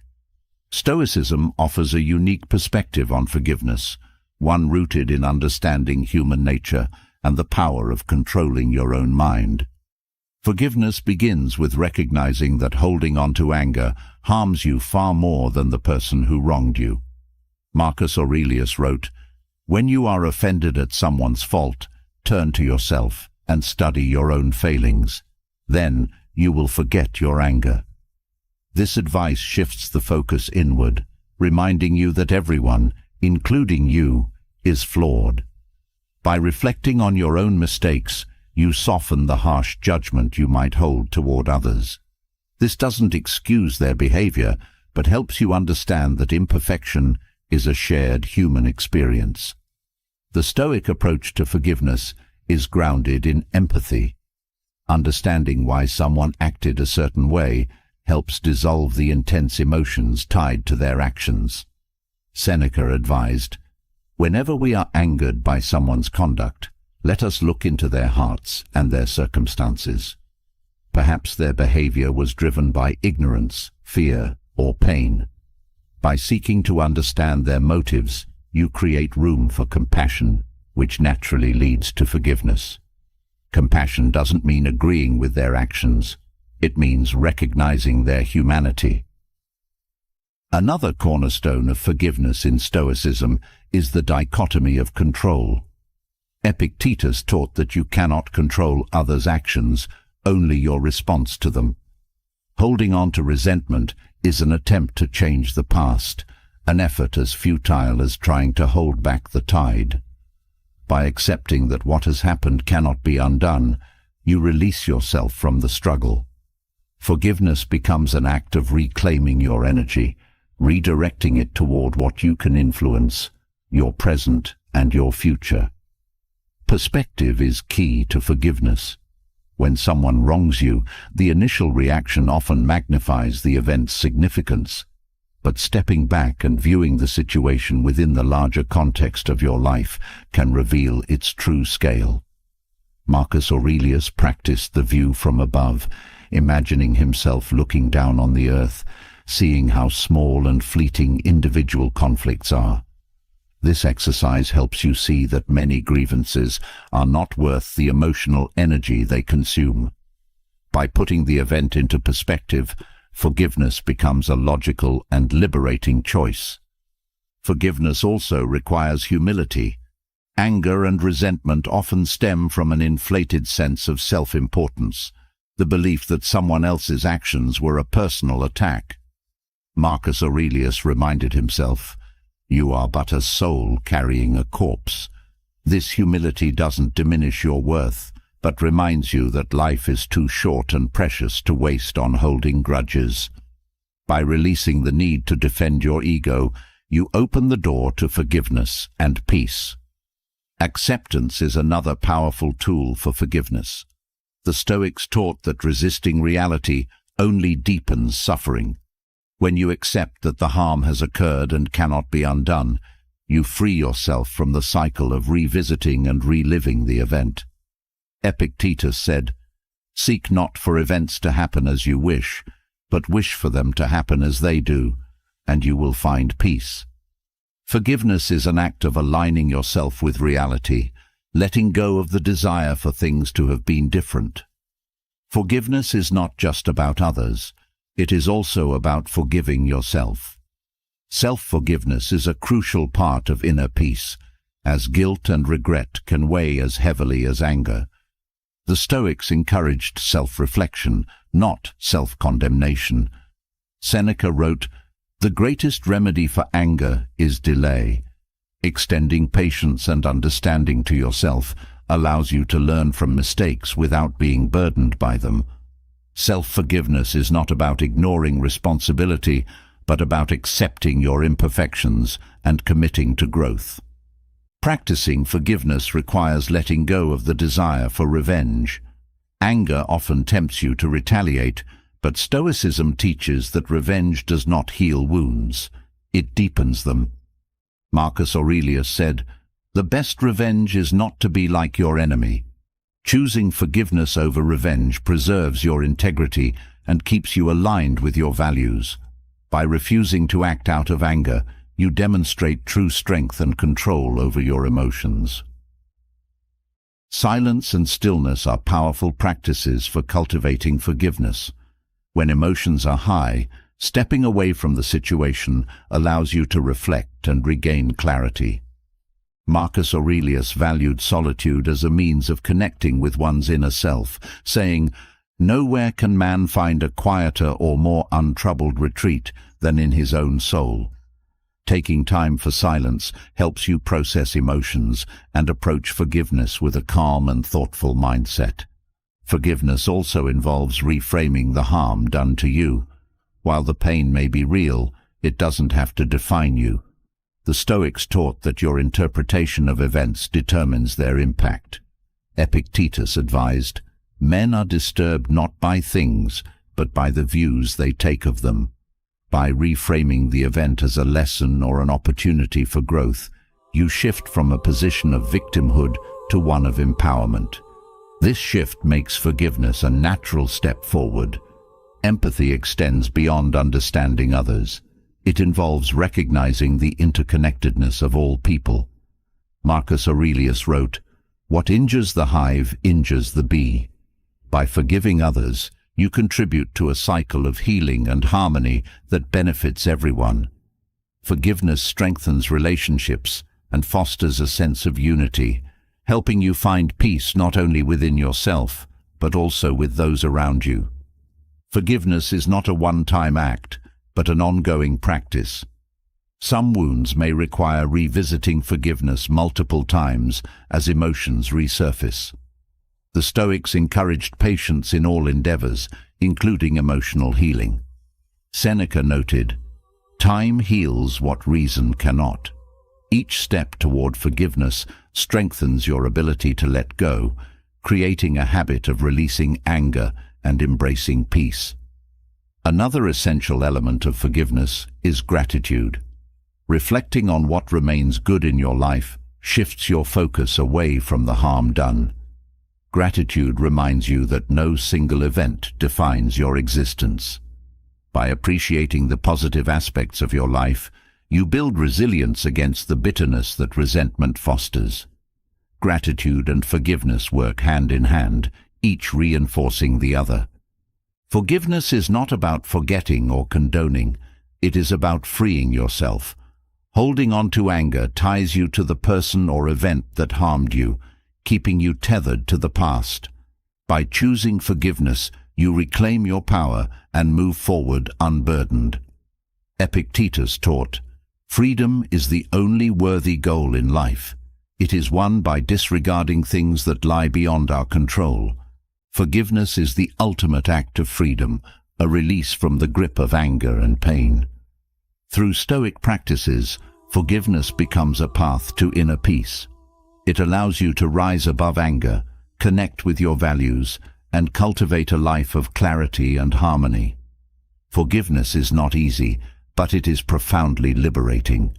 By embracing this practice, you reclaim your emotional well-being and create space for joy, connection, and growth. Each act of forgiveness strengthens your resolve and deepens your sense of peace, making it a cornerstone of a balanced and fulfilling life. Forgiveness clears the heart of resentment, but it also opens the door for something transformative: gratitude. Where forgiveness lightens the emotional load, gratitude fills the space with warmth, perspective, and resilience. Anger thrives in a mindset focused on what is lacking or unfair, but gratitude shifts that focus. It illuminates what is good, present, and abundant, even in the midst of difficulty. Gratitude is not merely a fleeting feeling, but a practice that reframes how you experience the world. In the Stoic tradition, gratitude is a powerful tool for dissolving anger and cultivating joy, offering a steady foundation for inner peace and strength. Gratitude begins with a shift in perspective. Anger often arises when expectations clash with reality, fueling frustration over unmet desires. Marcus Aurelius taught that we must train our minds to see the positive even in challenging circumstances. He wrote, "Begin each day by telling yourself, 'I am fortunate to be alive, to breathe, to think, to enjoy, to love.'" Gratitude for the simple, undeniable gifts of existence helps ground you, reducing the grip of anger over fleeting disappointments. A practice central to Stoicism is reflecting on what you have rather than dwelling on what is absent. Seneca noted that people often grow angry because they desire more than they have, forgetting the abundance already present in their lives. He wrote, "True happiness is to enjoy the present, without anxious dependence upon the future." Gratitude turns your attention to the present, to what is here and now, allowing contentment to replace frustration. When anger tempts you to focus on a slight or loss, gratitude gently redirects you toward what remains. Gratitude also reframes relationships. Anger often stems from feeling wronged by others, but gratitude reminds you of the kindnesses, support, and connections that outweigh those grievances. Seneca encouraged the practice of actively recalling the good others have done for you, rather than fixating on their flaws or mistakes. This doesn't mean ignoring harm, but balancing your perspective, which softens anger and fosters understanding. Gratitude transforms relationships by nurturing a sense of appreciation rather than bitterness. In moments of anger, pausing to express gratitude can break the cycle of escalating emotions. Anger narrows focus, amplifying the perceived offense, but gratitude expands your view. Marcus Aurelius suggested this practice, writing, "Dwell on the beauty of life, watch the stars, and see yourself running with them." Gratitude shifts your attention to the vastness and wonder of existence, placing temporary frustrations into a much larger context. This perspective disarms anger, replacing it with a sense of wonder and humility. Stoicism also teaches the value of anticipating gratitude. Practicing premeditatio malorum, or the premeditation of misfortunes, helps you appreciate what you currently have by contemplating its potential absence. Epictetus advised, "Consider that everything you have is on loan from the universe, to be returned at any time." This mindset fosters deep appreciation for even the most mundane aspects of life. When you view possessions, relationships, or health as temporary gifts, anger over their imperfections diminishes, replaced by gratitude for their presence. A specific Stoic exercise involves journaling gratitude daily. Writing down what you are thankful for creates a habit of recognizing goodness, even on difficult days. Seneca suggested reflecting each evening on what went well, no matter how small. This ritual trains the mind to seek positive elements in any situation, gradually weakening anger's hold.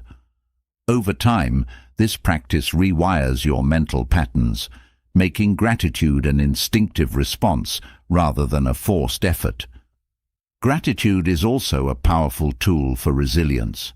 Anger often arises when challenges or setbacks feel overwhelming, but gratitude shifts the focus to your capacity to endure and overcome. Marcus Aurelius wrote, "What stands in the way becomes the way." Viewing obstacles through the lens of gratitude transforms them into opportunities for growth. Gratitude for your inner strength, resources, or the lessons embedded in hardship diminishes anger and fosters determination. Gratitude aligns closely with the Stoic principle of accepting what is beyond your control. Epictetus taught that anger often results from trying to change the unchangeable, while gratitude flourishes in acceptance. By focusing on what is good within your sphere of control, you replace the futile struggle against reality with appreciation for what you can influence. This shift not only reduces anger, but also cultivates a sense of empowerment and contentment. Gratitude for nature is another practice the Stoics valued. The natural world, with its rhythms and beauty, offers a constant source of perspective and peace. Marcus Aurelius often reflected on nature's order as a reminder of life's interconnectedness. By appreciating the simplicity of a sunrise, the resilience of a tree, or the flow of water, you connect with a sense of harmony that quiets anger and fosters gratitude. This practice draws attention away from human conflicts and toward the enduring patterns of the world. The act of expressing gratitude strengthens its impact. When you acknowledge others' contributions or kindness, you not only enhance your own sense of appreciation, but also nurture connections. Gratitude expressed openly builds bridges, even in strained relationships, softening anger and fostering reconciliation. Seneca wrote, "A benefit is estimated not by the magnitude of the gift, but by the gratitude of the receiver." Sharing gratitude multiplies its effects, creating a cycle of positivity that counteracts anger. Gratitude also extends to challenges themselves. While it may feel counterintuitive, reflecting on the lessons or growth opportunities within difficulties shifts your emotional response. Marcus Aurelius suggested viewing every event, even misfortunes, as part of the natural order, saying, "Everything that happens is either endurable or not. If it is endurable, then endure it. Stop complaining." Gratitude for the strength gained through adversity transforms anger into acceptance and resilience. Another way gratitude dissolves anger is by redirecting attention to shared humanity. Anger often isolates, creating an us versus them mentality, but gratitude fosters connection. Epictetus reminded his students that everyone acts according to their understanding, saying, "If someone succeeds in provoking you, realize that your mind is complicit in the provocation." Recognizing shared struggles and limitations encourages empathy, making it easier to replace anger with appreciation for the complexity of human experience. Practicing gratitude for life's transience also calms anger. Stoicism teaches that everything is fleeting, from possessions to relationships to life itself. Reflecting on this impermanence shifts focus from grievances to the value of the present moment. Epictetus advised, "Don't demand that things happen as you wish, but wish them to happen as they do." Gratitude for the impermanence of all things reminds you to cherish rather than resent, to appreciate rather than begrudge. Gratitude strengthens your sense of purpose. Anger often arises when you feel blocked or diverted from your goals, but gratitude reconnects you with what truly matters. Marcus Aurelius encouraged aligning actions with purpose, writing, "Waste no more time arguing about what a good man should be. Be one." Gratitude for the opportunity to act, grow, or contribute transforms setbacks into meaningful moments. This focus on purpose dissipates anger, replacing it with clarity and drive. Through Stoic practices, gratitude becomes more than an antidote to anger. It becomes a way of life. By consistently redirecting your focus toward what is good, enduring, and meaningful, gratitude reshapes your emotional landscape. It disarms anger, fosters resilience, and deepens your connection to the world around you. With each act of gratitude, you cultivate a foundation of peace and joy that withstands life's challenges, offering clarity and calmness even in the face of adversity. Gratitude clears the way for a transformative mindset, one where perspective becomes your most powerful tool for navigating anger. Where gratitude softens the edges of frustration, perspective reshapes the very foundation of how you view life's challenges. Anger often thrives in narrow, immediate reactions, amplifying slights and perceived wrongs.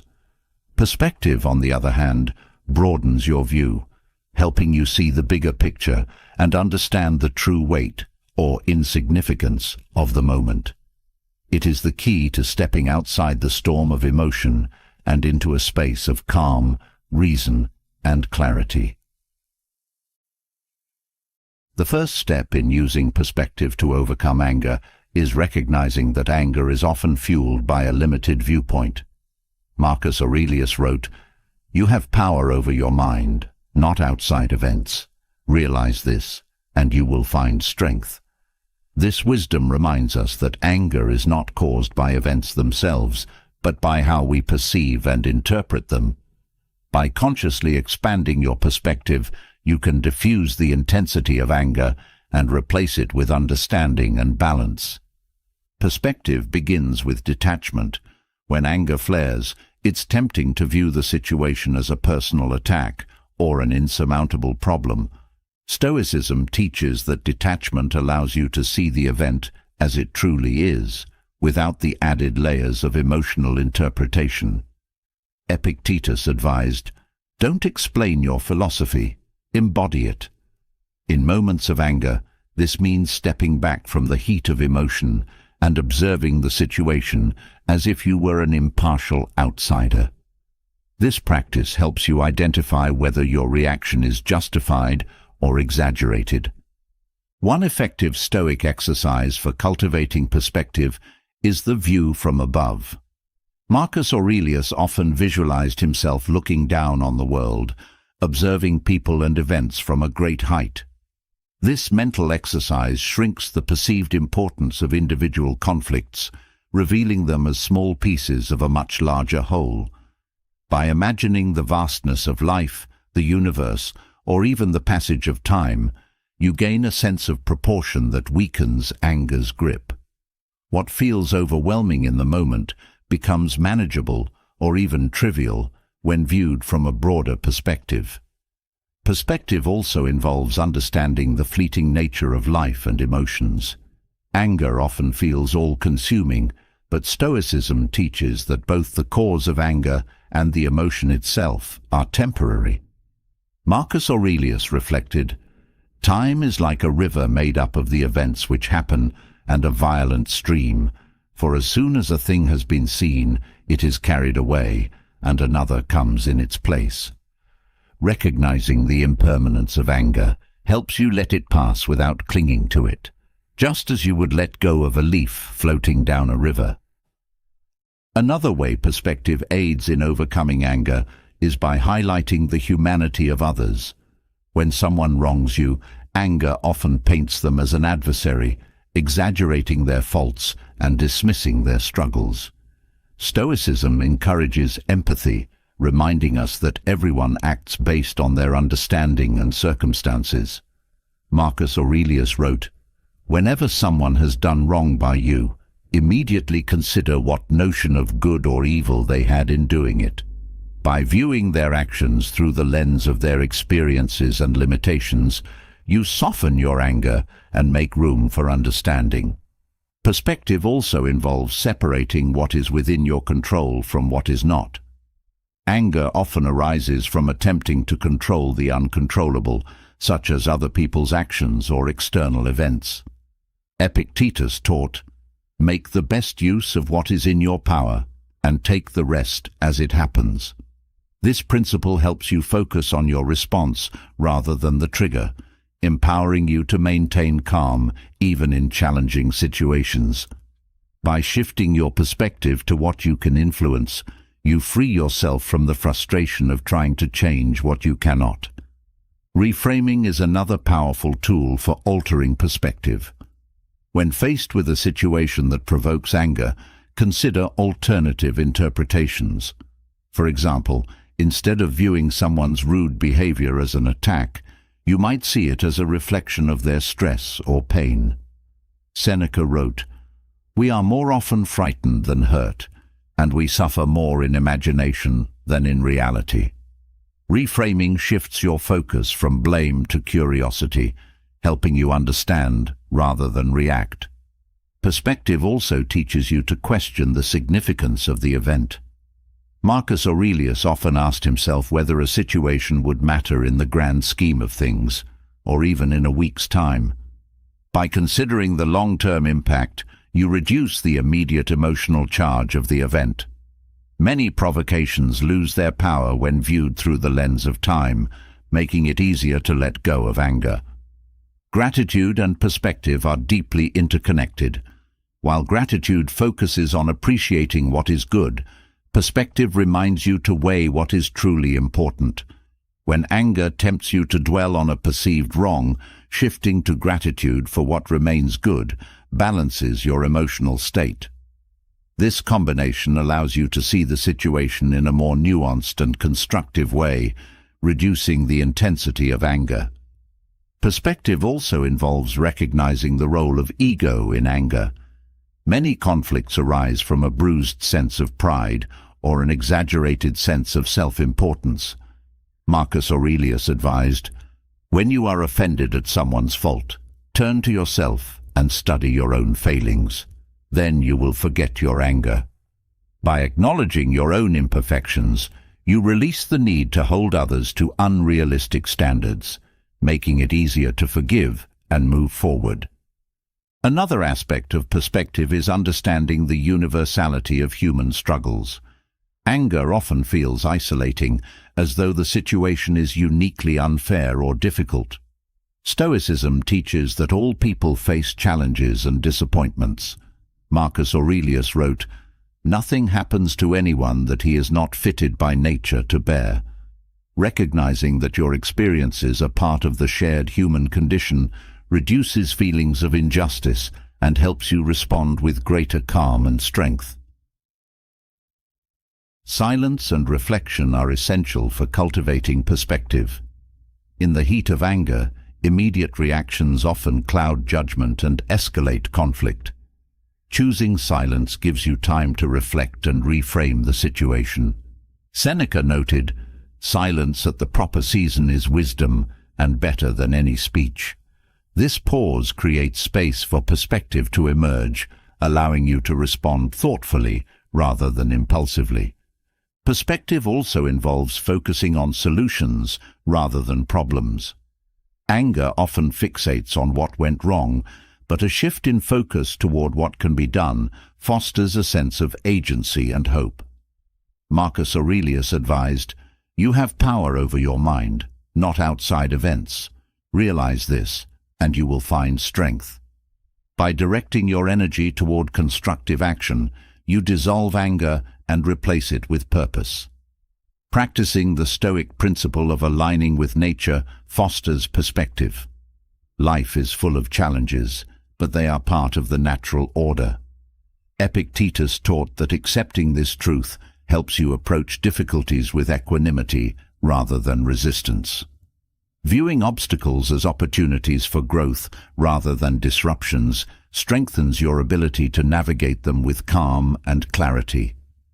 Through the lens of Stoicism, perspective is not just a tool for overcoming anger, it is a way of seeing the world that fosters resilience, understanding, and peace. By broadening your view, questioning assumptions, and focusing on what truly matters, you transform anger into insight and strength. With each practice, perspective becomes a natural response, illuminating a path of calmness and wisdom through life's challenges. Perspective allows you to reframe situations, reducing anger and revealing opportunities for growth. But nowhere is this more transformative than in the face of criticism. Criticism, whether gentle feedback or harsh judgment, often provokes a defensive reaction, stirring feelings of anger, embarrassment, or self-doubt. Yet Stoicism teaches that criticism can be one of the most valuable tools for self-improvement.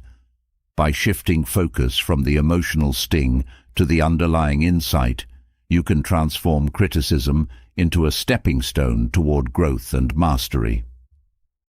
The first step in handling criticism is separating the feedback from the ego. Marcus Aurelius wrote, "If someone is able to show me that what I think or do is not right, I will happily change, for I seek the truth, by which no one was ever truly harmed." This mindset emphasizes the pursuit of truth over the need to protect one's pride. When you approach criticism with humility, you open yourself to learning and improvement rather than becoming mired in defensiveness. Criticism often feels personal, but Stoicism reminds us that it reflects the critic's perspective, not an absolute truth. Epictetus said, "It is not what happens to you, but how you react to it that matters." This principle helps you view criticism objectively, analyzing its content without attaching unnecessary emotional weight. By focusing on the substance of the feedback rather than its tone or delivery, you can discern whether it holds value and apply it constructively. One way to transform criticism into growth is by practicing self-reflection. After receiving feedback, take time to evaluate its validity. Marcus Aurelius often examined his own thoughts and actions, asking whether they aligned with his principles. Criticism provides an opportunity to do the same. Ask yourself whether the feedback highlights a genuine area for improvement or stems from misunderstanding. This process not only refines your self-awareness, but also reduces the emotional intensity of the critique. Gratitude can also play a role in responding to criticism. Seneca wrote, "A gift consists not in what is done or given, but in the intention of the giver." When someone offers constructive criticism, it is often a sign of care or investment in your growth. Even harsh or poorly delivered feedback can contain useful insights if approached with the right mindset. Expressing gratitude for the opportunity to learn rather than resenting the critique shifts your focus to its potential benefits. Criticism is most challenging when it feels unfair or unjustified. Stoicism teaches that such situations are opportunities to practice resilience and equanimity. Marcus Aurelius advised, "Choose not to be harmed, and you won't feel harmed. Don't feel harmed, and you haven't been." By refusing to take unwarranted criticism personally, you maintain control over your emotional state. Instead of reacting defensively, seek to understand the critic's perspective, which may reveal misunderstandings or areas where communication can improve. Another powerful Stoic principle is recognizing that no one is immune to error, including the critic. Epictetus observed, "When someone criticizes you, do not immediately defend yourself or attack them. Instead, ask yourself whether what they say is true. If it is, change yourself. If it is not, take it lightly." This approach helps you maintain composure and discern whether the feedback holds merit. By acknowledging the critic's humanity, you cultivate compassion rather than anger. Criticism can also serve as a mirror, reflecting how others perceive you. While this reflection may not always be flattering, it offers a valuable perspective that can guide self-improvement. Marcus Aurelius wrote, "The opinions of others should be considered, but they should not govern your actions." Use criticism to gain insight into how your behavior affects others, but remain rooted in your values and principles as you decide whether to act on the feedback. Humility is a key virtue in handling criticism. Pride often blocks the ability to accept feedback, leading to defensiveness and missed opportunities for growth. Seneca noted, "He who is brave is free." In this context, bravery means letting go of the need to appear flawless and embracing the vulnerability required to learn from criticism. Humility allows you to view feedback as a tool for growth rather than a threat to your identity. Silence can be a powerful response to criticism, especially when emotions run high. Reacting immediately often escalates tension, whereas silence creates space for reflection and thoughtful response. Marcus Aurelius valued the discipline of holding back unnecessary words, saying, "Waste no more time arguing about what a good man should be one." Silence in the face of criticism demonstrates self-control and allows you to process the feedback without being swayed by initial emotions. Reframing criticism as an opportunity rather than an attack helps neutralize its emotional impact. For example, instead of seeing feedback as a judgment on your character, view it as a spotlight on an area where you can improve. Epictetus taught, "Difficulties are things that show a person what they are." Criticism, when reframed, becomes a chance to strengthen your skills, clarify your intentions, or refine your approach. Criticism often stings because it challenges the ego's desire for approval. Stoicism encourages detachment from external validation, emphasizing inner contentment and alignment with one's values. Marcus Aurelius wrote, "It never ceases to amaze me. We all love ourselves more than other people, but care more about their opinion than our own." By focusing on living virtuously rather than seeking praise, you reduce the power of criticism to disturb your peace. Criticism also provides an opportunity to practice forgiveness, both toward the critic and yourself. Seneca noted that holding on to anger only prolongs suffering, saying, "The greatest remedy for anger is delay." Forgiving the critic for their harshness or misunderstanding, and forgiving yourself for any shortcomings revealed by the feedback, clears the emotional weight of the critique. This practice fosters a sense of calm and clarity, enabling you to focus on growth. Engaging with criticism constructively can also improve relationships. Responding to feedback with openness and curiosity demonstrates respect for the critic's perspective, even if you ultimately disagree. Marcus Aurelius advised, "If it is not right, do not do it.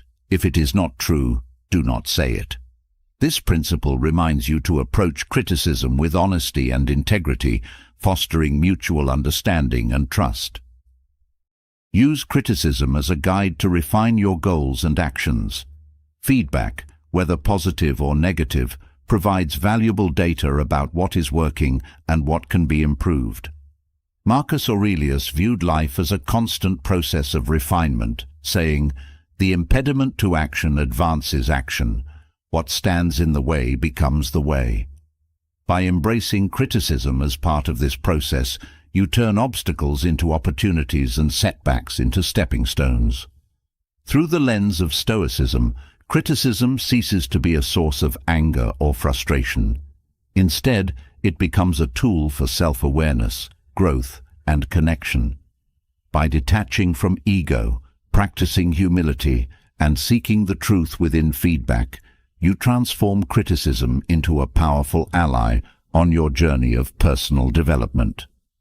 With each critique, you gain not only insight, but also the strength and resilience to thrive in the face of life's challenges. Criticism reveals vulnerabilities, often rooted in the ego's desire for validation and perfection. As you transform criticism into a tool for growth, the next step is to address the deeper source of these vulnerabilities, the ego itself. The ego, with its constant demands for recognition and superiority, is the spark that often ignites anger and frustration. Detaching from the ego is not about diminishing yourself, but about freeing yourself from its grip. It's about stepping outside the need for approval or control and finding peace in humility and self-awareness. This journey toward detachment unlocks a profound sense of freedom, enabling you to navigate life's challenges with grace and resilience. The ego thrives on the illusion of control and the need for external validation. When these are threatened, it reacts with defensiveness, anger, or frustration. Epictetus wrote, "If you want to improve, be content to be thought foolish and stupid." This profound statement invites you to let go of the ego's need to always appear correct or superior. Embracing humility disarms the ego's defensiveness, allowing you to respond to challenges with calmness and clarity rather than emotional reactivity. Freedom through detachment begins with self-awareness. Marcus Aurelius encouraged examining your thoughts and actions to identify where the ego might be at play. He wrote, "You have power over your mind, not outside events. Realize this, and you will find strength." Recognizing when your reactions are ego-driven is the first step toward mastering them. For instance, anger over a perceived slight often stems from the ego's desire to be treated with respect. By stepping back and observing this reaction, you can choose to respond with reason instead of emotion. The ego often confuses self-worth with external achievements or status. Stoicism teaches that true worth comes from living virtuously and in alignment with your principles, not from what others think or how much you achieve. Seneca reminded us, "What progress have I made? I am beginning to be my own friend." Detachment from the ego involves redefining success as internal growth rather than external recognition, freeing you from the constant chase for validation. Detachment requires accepting imperfection. The ego resists this, striving to create an image of flawlessness that often leads to frustration and anger when reality doesn't align. Marcus Aurelius observed, "Accept the things to which fate binds you, and love the people with whom fate brings you together, but do so with all your heart." This acceptance extends to yourself, allowing you to let go of the ego's unrealistic standards and embrace your humanity. When you no longer fear imperfection, the pressure to defend or justify yourself diminishes, creating space for peace. Practicing gratitude weakens the ego's hold. The ego focuses on what is lacking or unfair, while gratitude shifts attention to what is present and good. By cultivating a sense of appreciation for the simple and profound aspects of life, you diminish the ego's influence. Epictetus taught, "He is a wise man who does not grieve for the things which he has not, but rejoices for those which he has." Gratitude grounds you in the present, reducing the ego's tendency to dwell on past slights or future desires. The ego often ties identity to roles, possessions, or relationships, creating attachments that lead to suffering when they are threatened or lost. Detachment involves recognizing that these external factors do not define your essence. Marcus Aurelius wrote, "You could leave life right now. Let that determine what you do and say and think." This perspective encourages you to focus on the core of who you are, your values, intentions, and actions, rather than on transient externalities. Detachment from the ego fosters forgiveness. When the ego is in control, it clings to grudges, interpreting them as threats to self-worth. By letting go of the ego's need for retribution, you open the door to forgiveness, both for others and yourself. Seneca noted, "To forgive is not weakness, it is strength." Detachment from ego-driven anger allows you to release resentment and find freedom in peace. The practice of silence strengthens detachment. The ego often seeks to dominate conversations, assert opinions, or defend itself against perceived slights. Marcus Aurelius valued silence as a discipline that fosters inner strength, saying, "Nowhere can man find a quieter or more untroubled retreat than in his own soul." Choosing silence in moments of conflict or criticism creates space for reflection and prevents the ego from escalating tensions. Reframing challenges as opportunities for growth weakens the ego's grip. The ego views obstacles as threats to its image or control, but Stoicism teaches that they are essential for developing resilience and wisdom. Epictetus said, "Difficulties are things that show a person what they are." By embracing challenges as part of life's natural flow, you detach from the ego's resistance and approach difficulties with curiosity and courage. The ego often fosters comparisons, fueling envy or pride. Detachment involves recognizing the futility of measuring yourself against others. Marcus Aurelius advised, "Do not waste the remaining part of your life in thoughts about others when you do not refer your thoughts to some object of common utility." Focusing on your own growth and values liberates you from the ego's need to compete or compare, allowing you to find contentment within. Empathy toward others helps dissolve the ego's barriers.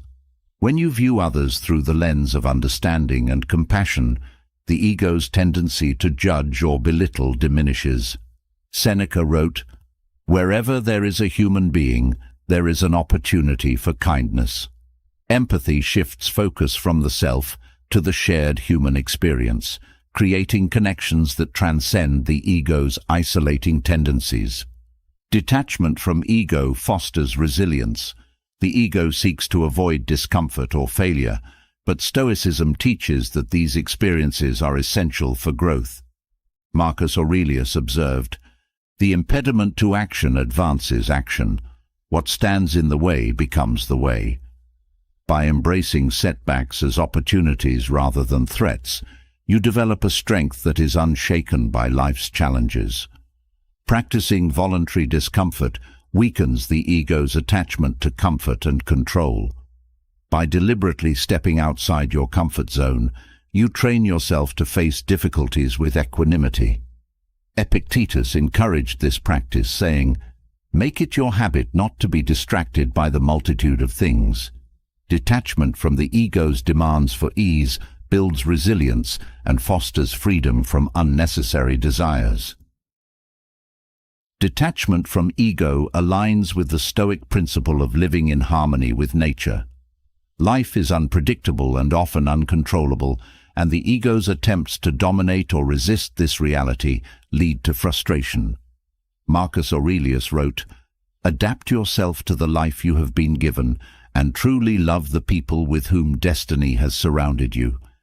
Accepting life's flow and embracing your role within it dissolves the ego's resistance, creating a sense of peace and alignment. Through the practice of detachment, the ego ceases to be a source of anger or frustration. Instead, it becomes a guide for self-awareness and growth. By embracing humility, gratitude, and acceptance, you free yourself from the ego's chains and discover the profound sense of freedom that comes from living authentically and at peace with the world.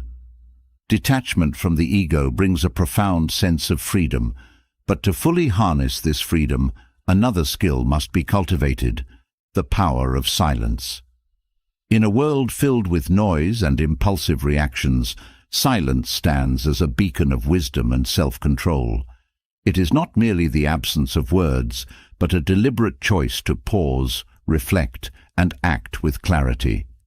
Silence holds the potential to transform conflicts, misunderstandings, and emotional upheavals into opportunities for growth and understanding. It is the ultimate Stoic tool for responding to life's challenges with wisdom rather than emotion. The first power of silence lies in its ability to create space. When faced with provocation, the immediate impulse is to react, often fueled by anger or defensiveness.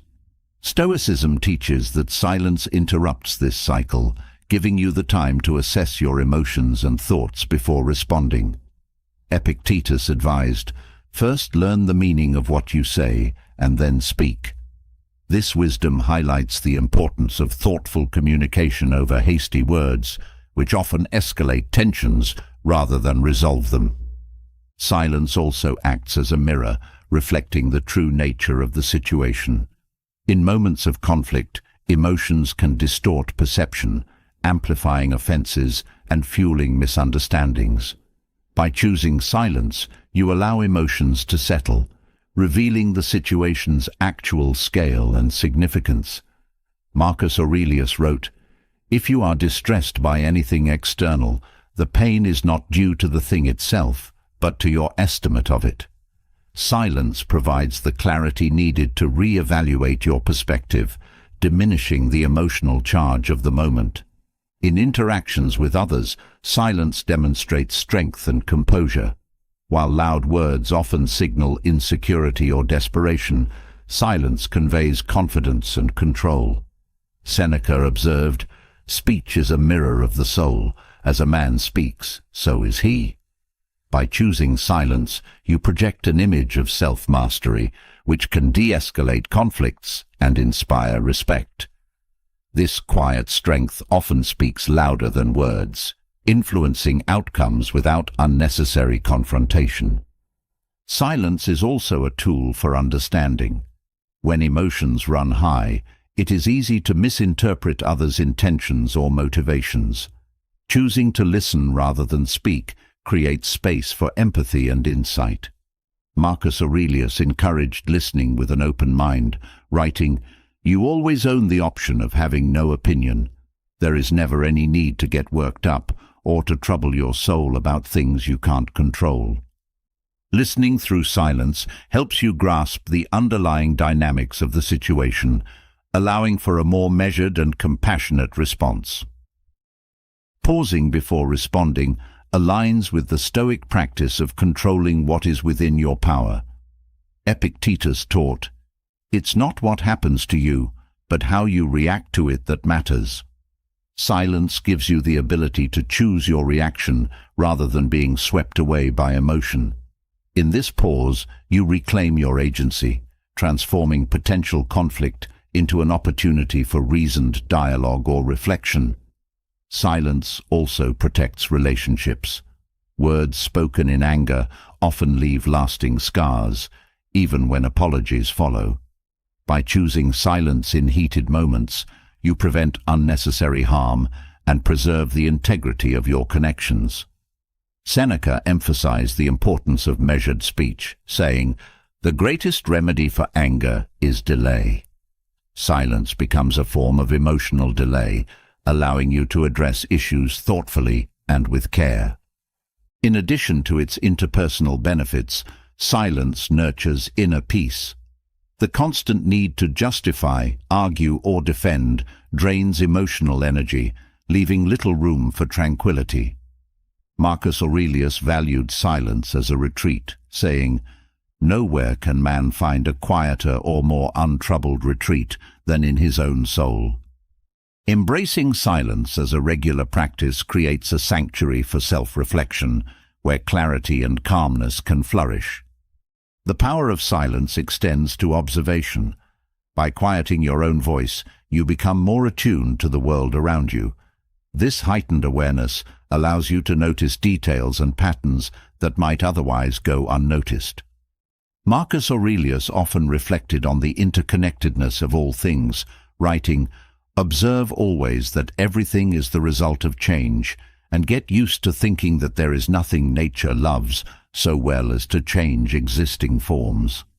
Silence fosters this mindfulness, enhancing your ability to respond thoughtfully to life's inevitable changes. Silence also strengthens resilience. When provoked, reacting with silence requires discipline and self-control. Epictetus noted, "No man is free who is not master of himself." Choosing silence in challenging moments builds this mastery, making it easier to remain composed in future trials. Over time, this practice fortifies your emotional resilience, allowing you to face adversity with unwavering calmness.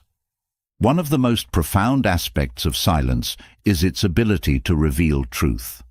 Words often obscure understanding, layering opinions and emotions over reality. Silence strips away these layers, allowing the essence of the situation to emerge. Marcus Aurelius advised, "Do not be perturbed, for all things are according to the nature of the universal law." In silence, you connect with this universal law, gaining insight that transcends immediate circumstances. Silence is not passive, but active. It requires effort and intention to hold back words, especially in moments of tension or provocation. Seneca described this discipline as an art, saying, "Let us avoid all unseasonable language. Speech that is overfree and unrestrained leads to all manner of indiscretions." Mastering this art transforms silence into a powerful form of communication, one that conveys thoughtfulness and respect. In relationships, silence fosters deeper connections. By listening attentively and refraining from interrupting, you show genuine interest in others' perspectives. This act of quiet presence strengthens bonds, creating a foundation of trust and understanding. Marcus Aurelius encouraged this approach, writing, "Kindness is invincible, provided it is sincere, not fawning or pretended." Silence, when coupled with kindness, becomes a tool for building harmony and mutual respect. Practicing silence also aligns with the Stoic principle of living in harmony with nature. Nature operates without words, relying on rhythms, patterns, and cycles to sustain itself. By embracing silence, you mirror this natural balance, finding peace in the simplicity of being rather than the complexity of constant expression. Marcus Aurelius reflected, "Nature does not hurry, yet everything is accomplished." Silence allows you to embody this patience and flow. The transformative power of silence lies in its ability to create space for reflection, understanding, and growth. It interrupts the cycle of reactive emotion, offering clarity and perspective in its place. Through silence, you cultivate a sense of mastery over yourself and your interactions, turning challenges into opportunities for wisdom and peace. With each deliberate pause, silence becomes not an absence, but a presence, one that speaks volumes in its quiet strength. Silence teaches the value of holding space for clarity and restraint, allowing wisdom to emerge from stillness. This practice, when combined with a deeper understanding of impermanence, becomes a powerful means to dissolve anger. Anger feeds on the illusion of permanence, on the belief that what we possess, expect, or experience should endure unchanged. Yet life, by its very nature, is a continuous flow of transformation. Accepting this truth offers a path to profound peace, freeing you from the grip of attachment and the turmoil it creates. Impermanence is not an abstract concept, but a reality we encounter daily. Relationships, possessions, achievements, and even the seasons of our lives are in constant flux. Marcus Aurelius reminded himself, "Everything you see will soon alter and cease to exist." This insight is not meant to evoke despair, but to cultivate a mindset of appreciation and balance. When you accept that nothing lasts forever, anger loses its power, as much of it stems from resistance to inevitable change. Attachment is at the root of many emotional disturbances. You grow attached to people, outcomes, or ideas, and when they shift or slip away, anger arises as a defense against loss. Epictetus taught, "Do not seek for things to happen as you wish, but wish for things to happen as they do, and you will find peace." Detaching from rigid expectations about permanence helps you navigate life's uncertainties with grace. Instead of clinging to what is passing, you learn to flow with change, releasing anger born from unmet desires.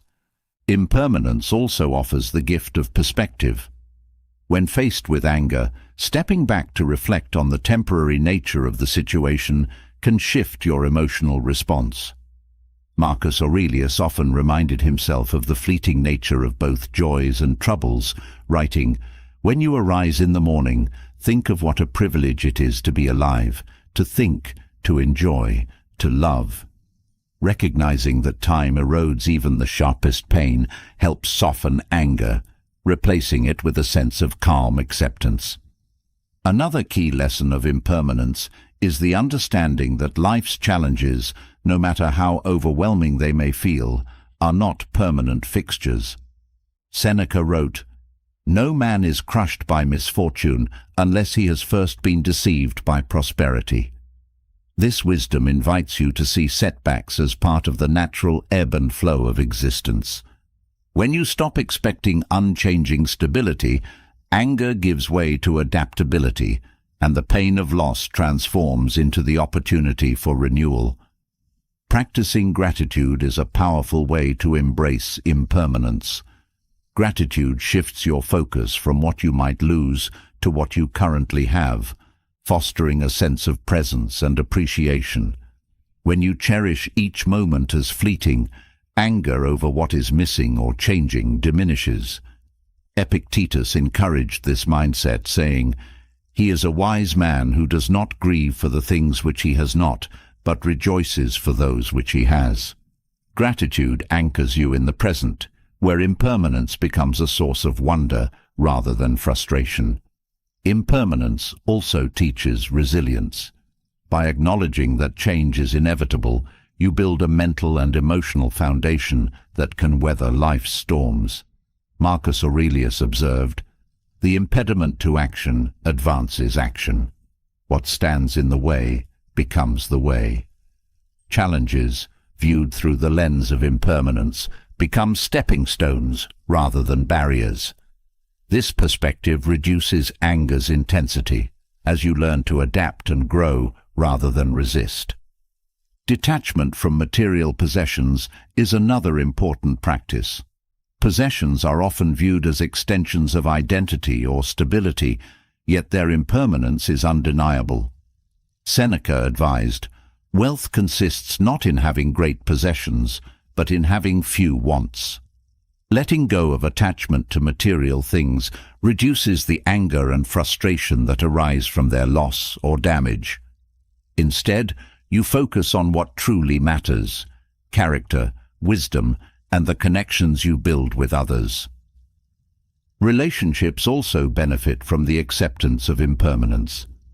Clinging to the idea that relationships should remain constant creates tension and unrealistic expectations.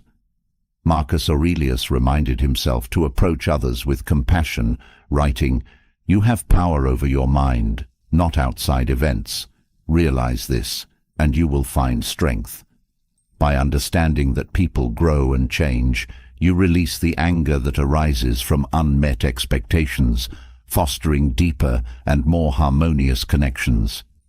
Meditation on impermanence is a practical Stoic exercise for dissolving anger. Reflecting on the transient nature of all things helps you develop equanimity. Epictetus recommended visualizing the loss of cherished possessions or relationships, not as a form of pessimism, but as a way to deepen gratitude and prepare for life's uncertainties. This practice creates a mindset of acceptance, where anger is replaced by an appreciation for the fleeting beauty of life. Impermanence also invites you to focus on what is within your control. Much of the frustration tied to anger comes from trying to hold on to things beyond your influence. Epictetus taught, "We cannot choose our external circumstances, but we can always choose how we respond to them." Redirecting your energy toward cultivating inner stability and wisdom reduces the power of external changes to disrupt your peace. Freedom through impermanence involves embracing the idea that endings are not losses, but transitions. Every chapter that closes paves the way for a new one to begin. Marcus Aurelius wrote, "Loss is nothing else but change, and change is nature's delight." Seeing endings as part of the natural cycle of life helps dissolve anger over what is gone, allowing you to focus on the opportunities that lie ahead. Impermanence also encourages humility. Clinging to permanence often stems from a desire for control, yet life's unpredictability humbles even the most determined efforts. Seneca noted, "It is not the man who has too little, but the man who craves more, that is poor."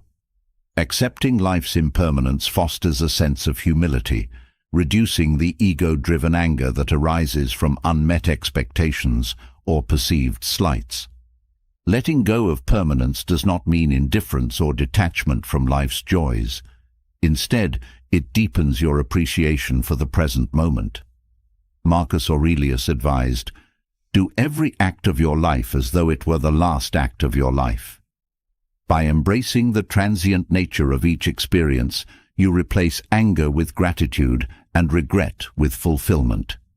Impermanence becomes not a source of sorrow, but a reminder to live fully. Through the lens of impermanence, life's challenges and changes take on new meaning. Instead of resisting the inevitable, you learn to move with it, finding peace and purpose in the flow. By embracing impermanence, anger dissolves, making space for clarity, acceptance, and joy. This practice transforms how you navigate the world, offering a steady foundation in the midst of life's ever-changing tides. Accepting impermanence reveals the ever-changing nature of life and softens anger's grip. But true transformation requires more than understanding. It calls for practice. Resilience is the armor that protects your peace, allowing you to face challenges without being swept away by emotions. Building resilience is not a one-time event, but a daily commitment to cultivating strength and clarity. Through consistent Stoic rituals, you can lay a foundation for emotional steadiness, ensuring that anger and frustration no longer dictate your reactions. Resilience begins with preparing your mind each morning. Marcus Aurelius advised, "When you wake up in the morning, tell yourself, 'The people I deal with today will be meddling, ungrateful, arrogant, dishonest, jealous, and surly. They are like this because they cannot distinguish between good and evil.'" Starting the day with this reflection equips you to face difficult interactions with calmness and understanding. Acknowledging potential challenges beforehand reduces the shock of encountering them, making it easier to respond with patience rather than anger. Daily morning reflections also involve setting intentions for how you wish to act. Epictetus taught, "First say to yourself what you would be, and then do what you have to do." This practice ensures that your actions align with your values rather than being dictated by fleeting emotions.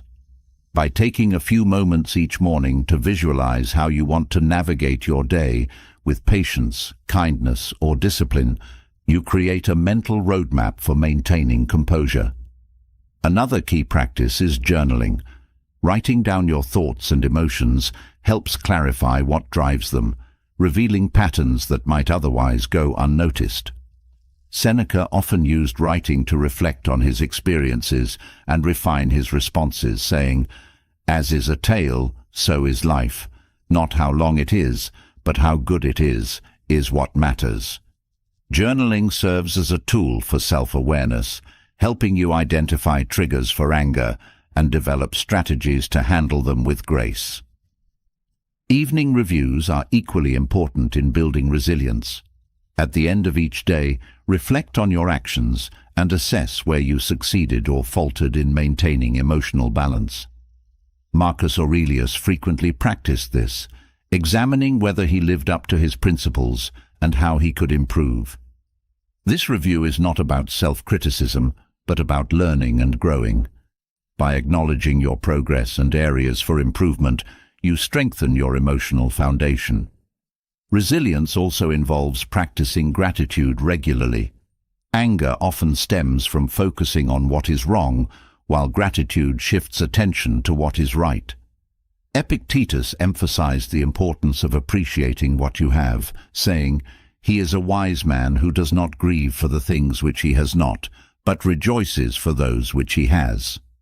Gratitude reframes your perspective, reducing the intensity of anger and fostering a sense of contentment. Stoic meditation on control is another daily ritual that fortifies resilience. Reflecting on what lies within your power and what does not helps you focus your energy on what truly matters. Marcus Aurelius wrote, "You have power over your mind, not outside events. Realize this, and you will find strength." This practice builds a mental boundary between you and external circumstances, reducing the likelihood of being overwhelmed by anger. Another daily practice is voluntary discomfort. Deliberately stepping outside your comfort zone helps you build tolerance for adversity, making you less reactive to unexpected challenges. Seneca recommended this exercise, saying, "Set aside a certain number of days, during which you shall be content with the scantiest and cheapest fare, with coarse and rough dress, saying to yourself all the while, 'Is this the condition that I feared?'" By facing discomfort willingly, you prepare yourself to handle difficulties with calmness and resilience. Mindful breathing is a simple yet powerful tool for emotional regulation. Controlled breathing slows down your physiological response to stress, allowing you to regain composure before reacting. Epictetus advised, "Make it your habit not to be distracted by the multitude of things." Focusing on your breath anchors you in the present moment, helping you respond thoughtfully rather than impulsively. Practicing kindness and understanding is another way to build resilience. Marcus Aurelius encouraged treating others with compassion, saying, "Whenever you are about to find fault with someone, ask yourself the following question: what fault of mine most nearly resembles the one I am about to criticize?"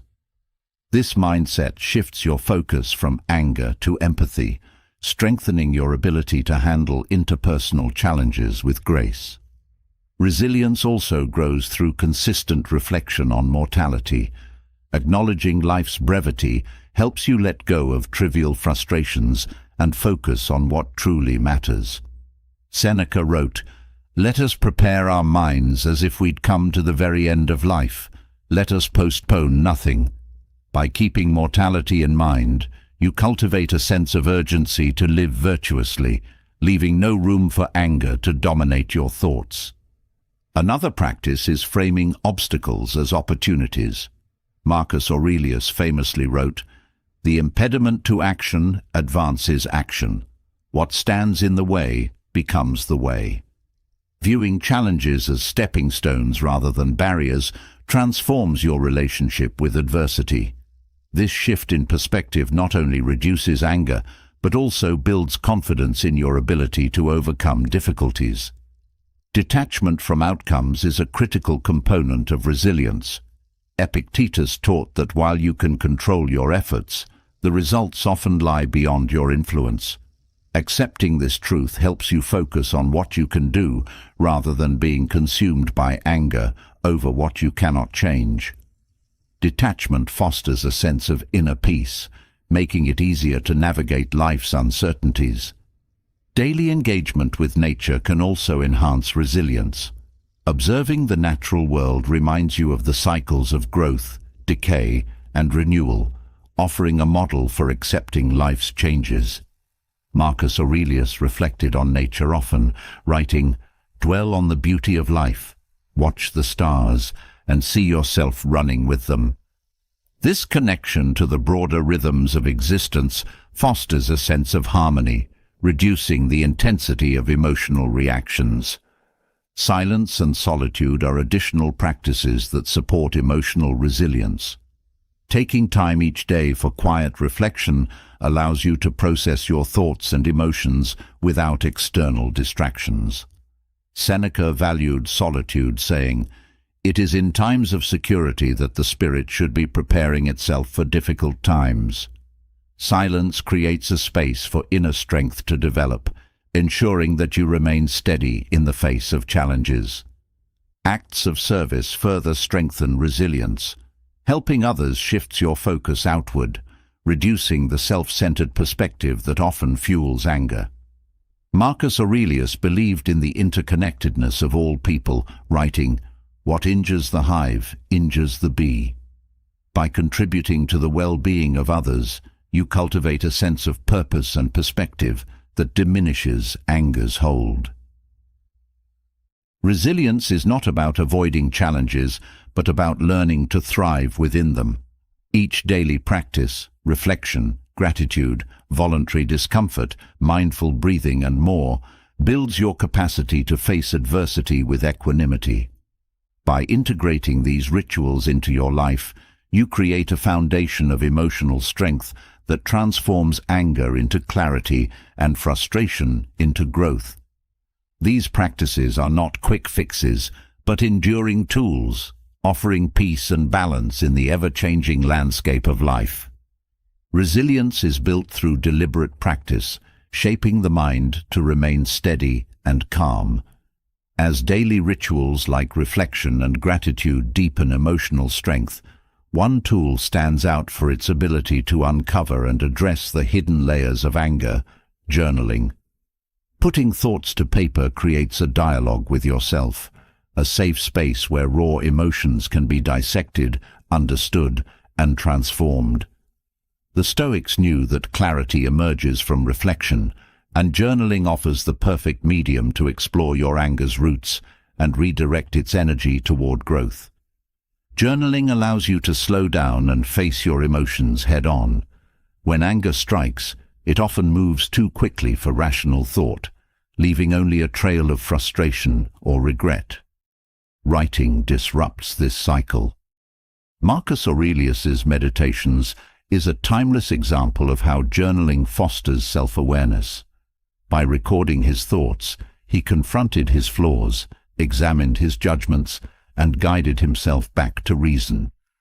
Journaling gives you the chance to pause, acknowledge the anger, and ask yourself critical questions about its source. Anger thrives in the absence of clarity. It exaggerates, distorts, and narrows focus, making the situation feel overwhelming. Journaling restores perspective by helping you organize chaotic thoughts. Start by describing the event that triggered your anger. Be honest and detailed, capturing the emotions, the words exchanged, and your initial reactions. This process brings structure to your feelings, preventing them from spiraling into confusion or resentment. Marcus Aurelius often used journaling to remind himself of what truly mattered, writing, "You have power over your mind, not outside events. Realize this, and you will find strength." This act of writing redirects energy from reaction to reflection. As you document your anger, focus on identifying its triggers. Anger rarely appears without a cause, even if that cause seems trivial on the surface. Epictetus emphasized that external events do not provoke anger. It is your interpretation of them that does. Journaling helps you uncover these interpretations, revealing patterns in your thinking that fuel emotional outbursts.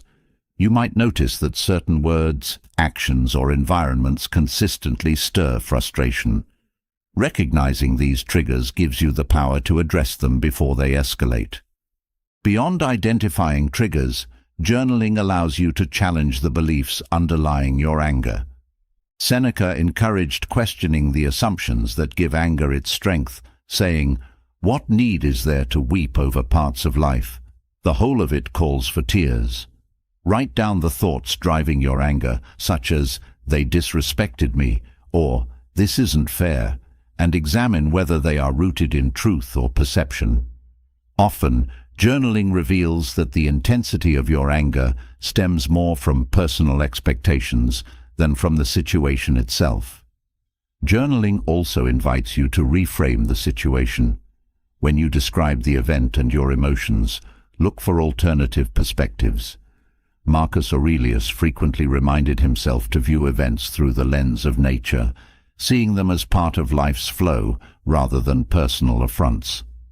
Writing about how the situation could be interpreted differently, perhaps as a misunderstanding or an opportunity for patience, shifts your focus from blame to understanding. This reframing reduces anger's intensity and opens the door to compassion. Gratitude is another powerful element to incorporate into your journaling practice. Anger often fixates on what is wrong, ignoring what is right. After exploring the trigger and reframing the event, list things you are grateful for in the situation or in your life. Gratitude softens anger's edges, helping you move beyond the immediate frustration. Epictetus said, "He is a wise man who does not grieve for the things which he has not, but rejoices for those which he has." Writing about gratitude rewires your mind to seek positivity even in challenging moments. Use journaling to explore solutions rather than dwelling on problems. Anger often arises when you feel powerless, but writing can help you regain a sense of agency. Reflect on what steps you can take to address the situation constructively. This might involve setting boundaries, communicating your feelings, or letting go of control over what cannot be changed. By focusing on actionable steps, journaling transforms anger from a destructive force into a catalyst for growth. Journaling also serves as a record of your progress. By revisiting past entries, you can see how your responses to anger have evolved over time. Marcus Aurelius often reflected on his previous thoughts to gauge whether he was living in alignment with his principles. Reviewing your journal allows you to celebrate growth, learn from setbacks, and reinforce the habits that lead to emotional resilience. Writing about your interactions with others helps build empathy. When anger is directed at someone else, it can be easy to view them as the villain in the story. Journaling encourages you to consider their perspective, their motives, and their struggles. Marcus Aurelius wrote, "Whenever someone has done wrong by you, immediately consider what notion of good or evil they had in doing it. By exploring the other person's viewpoint in your journal, you reduce anger's grip and foster understanding. Journaling is also a space to confront deeper emotional patterns. Anger often masks underlying feelings such as fear, sadness, or insecurity. Writing allows you to dig beneath the surface, uncovering the true emotions driving your reactions. This process not only diffuses anger, but also helps you address the root causes of your emotional turbulence, leading to greater self-awareness and healing. Incorporating Stoic maxims into your journaling can provide guidance and inspiration. Reflect on quotes from Marcus Aurelius, Seneca, or Epictetus that resonate with your situation, and explore how their wisdom applies to your experience. These reflections anchor your journaling practice in Stoic principles, reinforcing the values of patience, humility, and acceptance. Consistency is key to reaping the benefits of journaling. Make it a daily habit, whether in the morning, evening, or during moments of heightened emotion. Regular practice trains your mind to approach anger with curiosity and calmness rather than impulsivity. Seneca said, "Every night we must ask ourselves, what infirmity have I mastered today? What passions opposed? What temptation resisted? What virtue acquired?" Journaling becomes not just an exercise but a way of life, fostering ongoing growth and resilience. Through the Stoic practice of journaling, anger transforms from an uncontrollable force into a source of insight and strength. Writing creates a space for reflection, helping you understand your triggers, challenge your assumptions, and reframe your perspective. As you uncover the layers of your emotions and align your actions with your principles, you build a foundation of clarity and peace. Journaling is not simply a tool for self-expression. It is a pathway to mastery over anger and a deeper connection with your true self. Journaling reveals the intricate layers of anger, offering clarity and self-awareness.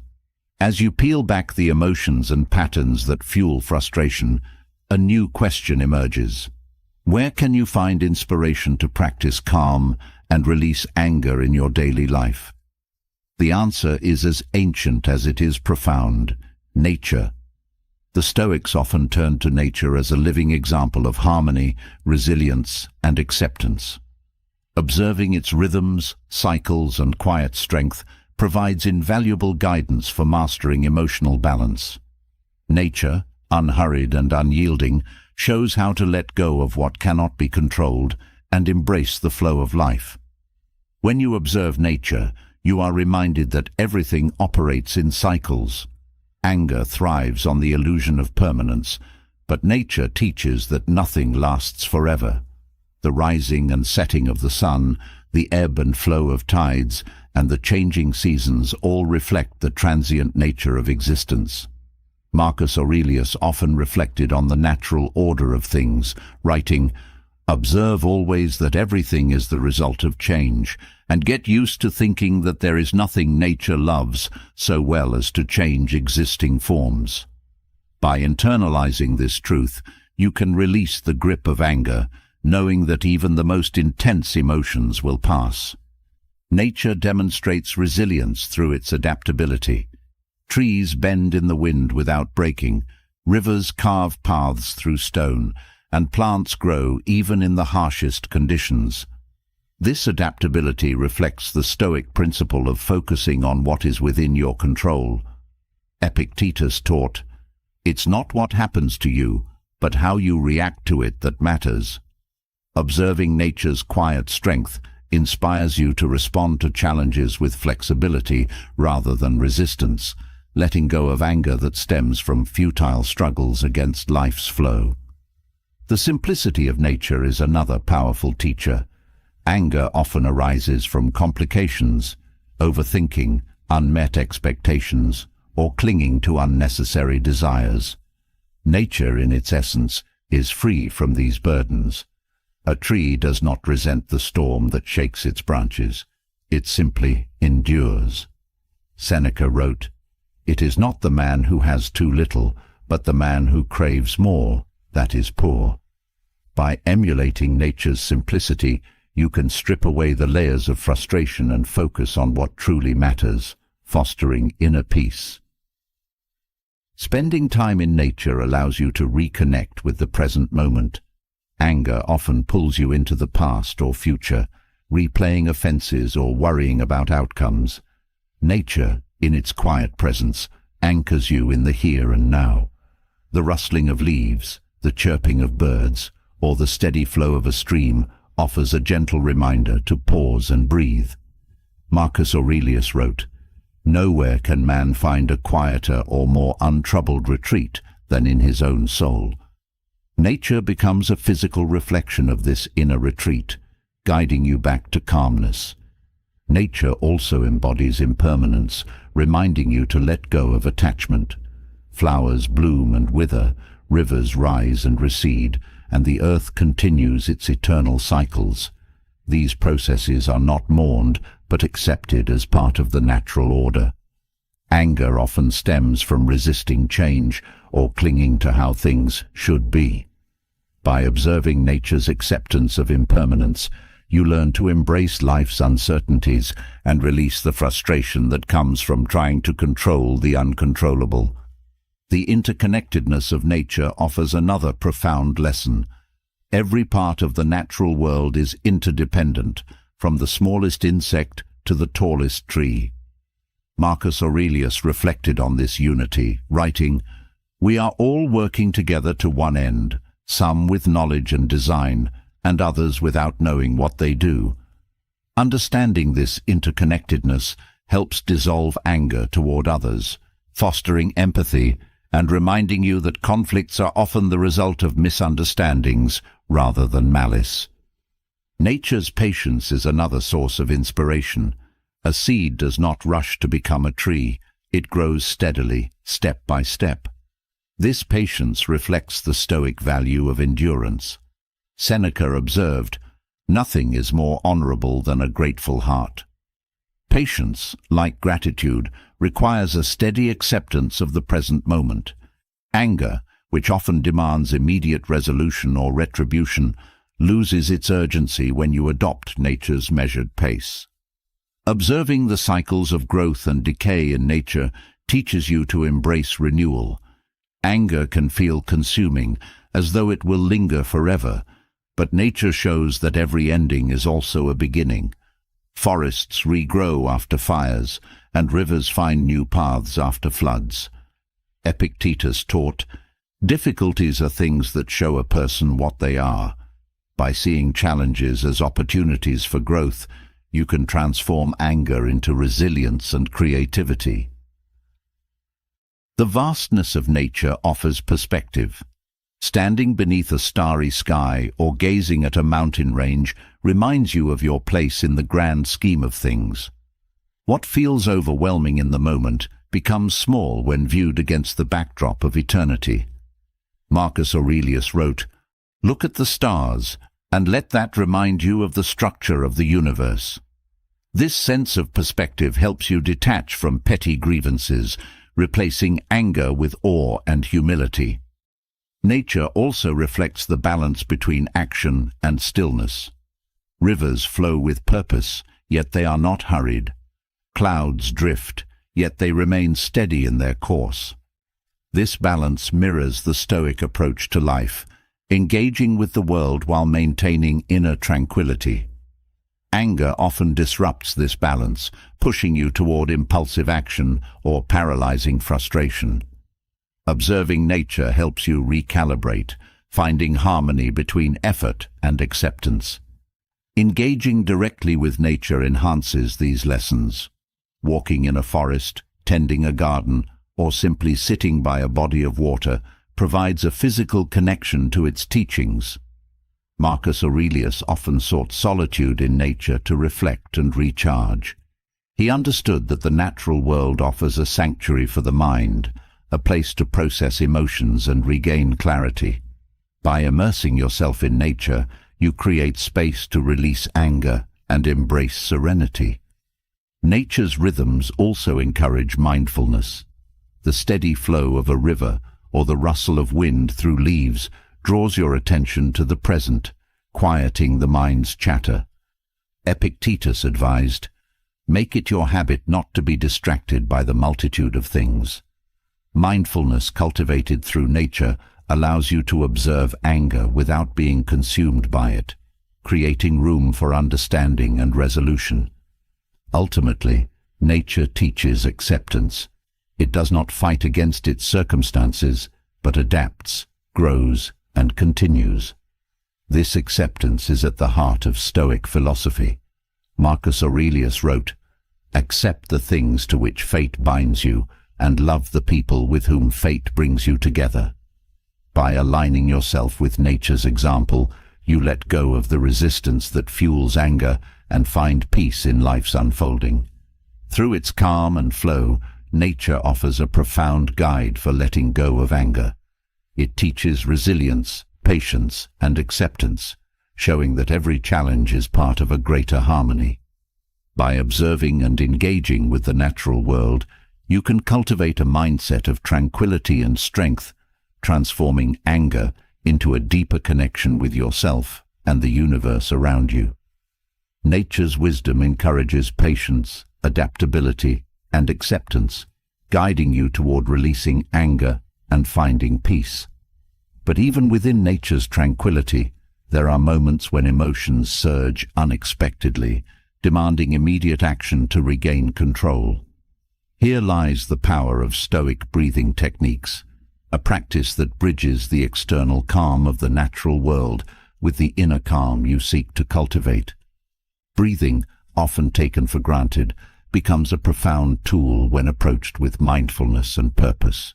Through it, you can anchor yourself in moments of emotional turbulence, reclaiming clarity and composure when anger threatens to take over.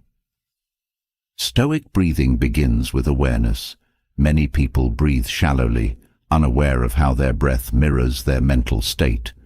When anger arises, breathing often becomes rapid and uneven, fueling the physiological responses of stress and heightening emotional intensity.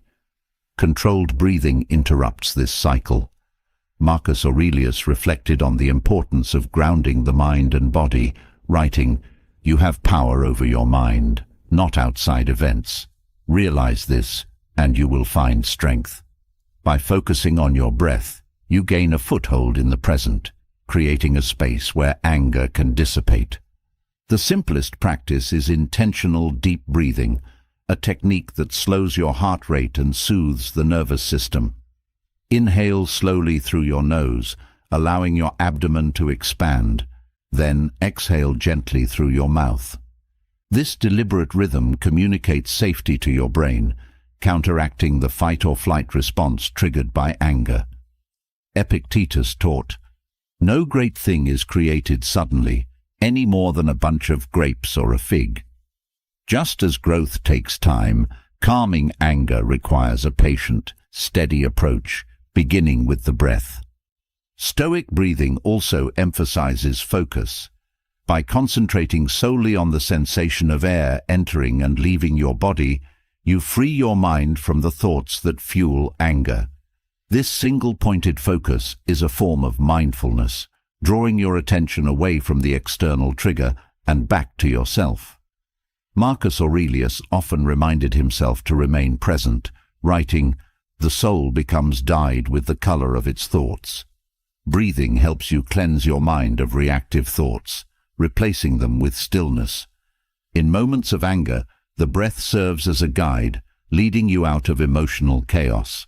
A useful technique is to count your breaths, extending the exhale longer than the inhale.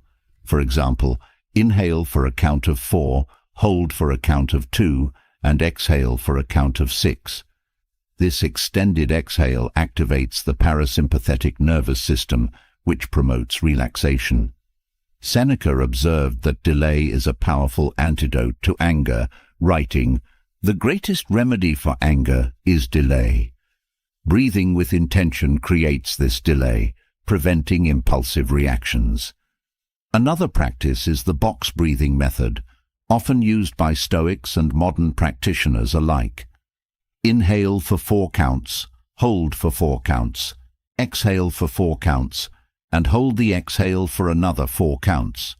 This structured pattern stabilizes both body and mind, providing a sense of control even in challenging situations. Marcus Aurelius wrote, "The impediment to action advances action. What stands in the way becomes the way."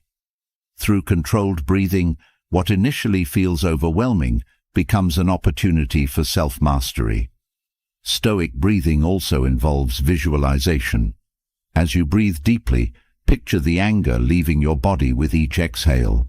Visualize calmness flowing in with each inhale, filling you with strength and clarity. This practice aligns with the Stoic principle of directing your thoughts intentionally. Epictetus emphasized the importance of mental discipline, saying, "First say to yourself what you would be, and then do what you have to do." By pairing breathing with visualization, you transform the act into a powerful tool for emotional regulation.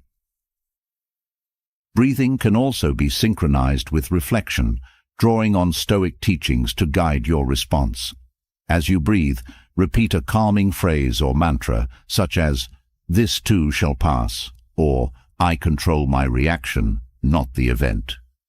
Marcus Aurelius often used affirmations to steady his mind, writing, "You always have the option of having no opinion." Linking your breath with these reminders grounds you in Stoic principles, reinforcing your ability to choose calmness over anger. Breathing techniques are not limited to moments of anger. Practicing them daily builds emotional resilience, making it easier to maintain composure in challenging situations. Begin your mornings with a few minutes of deep breathing to center yourself for the day ahead. Epictetus taught that preparation is key to navigating life's difficulties, saying, "We should always be asking ourselves, is this something that is, or is not, in my control?" Breathing as a morning ritual aligns your mind and body, creating a foundation for mindful responses. Breathing also connects you to the rhythm of nature. The cyclical nature of inhale and exhale mirrors the ebb and flow of tides, the rise and fall of the sun, and the turning of the seasons. Marcus Aurelius often reflected on humanity's place within the natural order, writing, "Observe always that everything is the result of change." Aligning your breath with these natural rhythms fosters a sense of harmony, reducing the tension that anger creates. In social interactions, controlled breathing helps you maintain composure. When confronted with provocation, pausing to breathe before responding prevents escalation. Seneca advised responding to insults with calmness, noting, "It is often better not to see an insult than to avenge it." A measured breath gives you the time to assess whether a response is necessary, and if so, to deliver it with thoughtfulness rather than reactivity. Stoic breathing also cultivates gratitude. As you breathe, reflect on the gift of life that each breath represents. Epictetus reminded his students to value the present moment, saying, "He is a wise man who does not grieve for the things which he has not, but rejoices for those which he has." Gratitude shifts your focus away from anger and toward appreciation, calming the mind and uplifting the spirit. Practicing breathing techniques during moments of calm reinforces their effectiveness in times of stress. Just as an athlete trains consistently to perform well under pressure, regular breathing practice prepares you to handle anger with grace. Marcus Aurelius wrote, "Do every act of your life as though it were the last act of your life. Treat each breath as an opportunity to cultivate presence and resilience, ensuring that you remain steady when challenges arise." Stoic breathing techniques are not merely exercises, but pathways to mastery over the self. They anchor you in the present, dissolve the intensity of anger, and create space for reason and reflection. Through the simple act of mindful breathing, you harness a profound tool for navigating life's storms with clarity and calmness.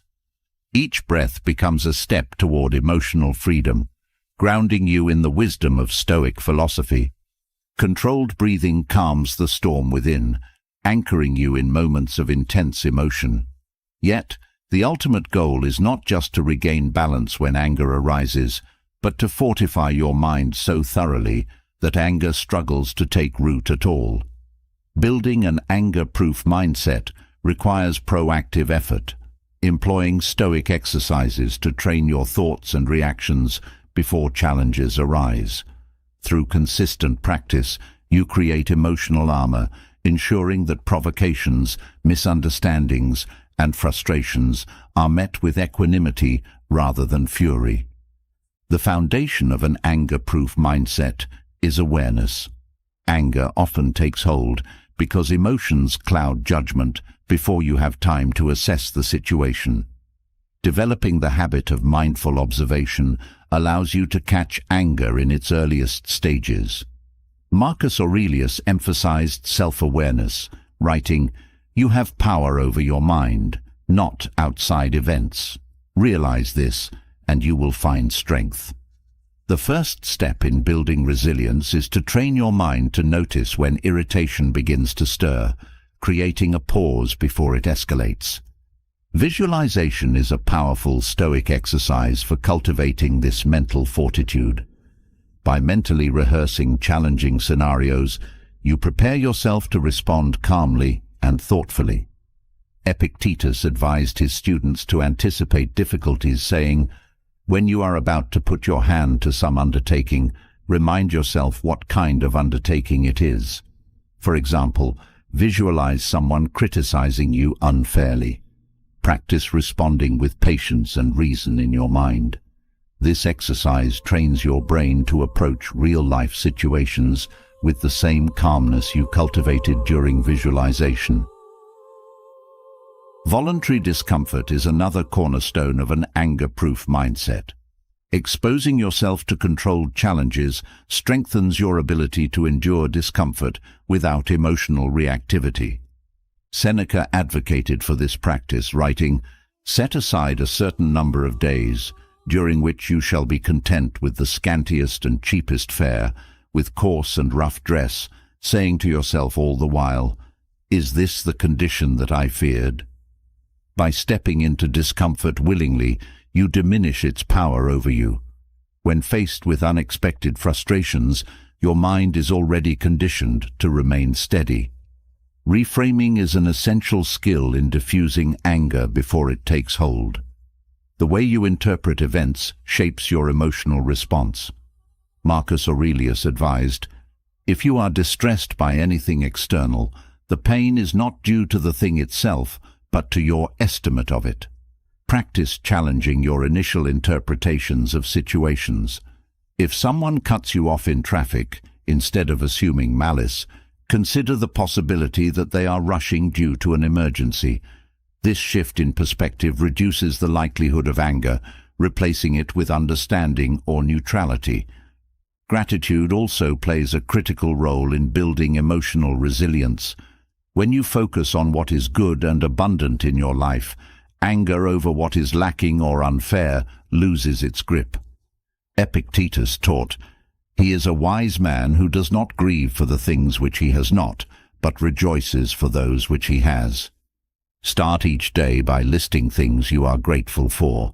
This habit trains your mind to focus on positivity, making it less susceptible to the negativity that fuels anger. Another effective practice is setting clear intentions for how you wish to act. Begin each day with a commitment to embody patience, kindness, or humility. Marcus Aurelius wrote, "When you wake up in the morning, tell yourself, 'The people I deal with today will be meddling, ungrateful, arrogant, dishonest, jealous, and surly. They are like this because they cannot distinguish between good and evil.' Acknowledging potential challenges in advance helps you face them without surprise or resentment, maintaining your inner calm. Engaging in regular reflection strengthens your emotional defenses.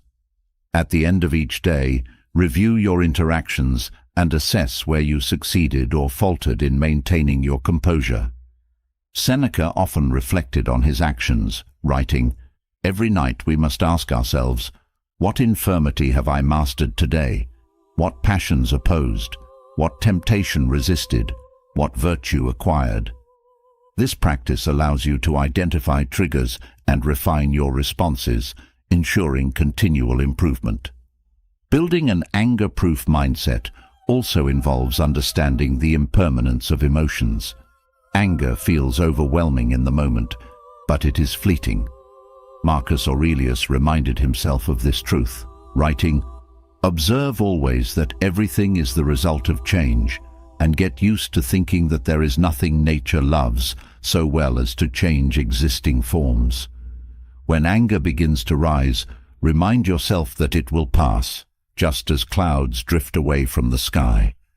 This perspective helps you avoid reacting impulsively to temporary emotions.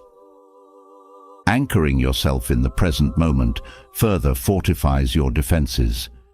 Anger often arises when your mind drifts to the past or future, replaying offenses or anticipating conflicts.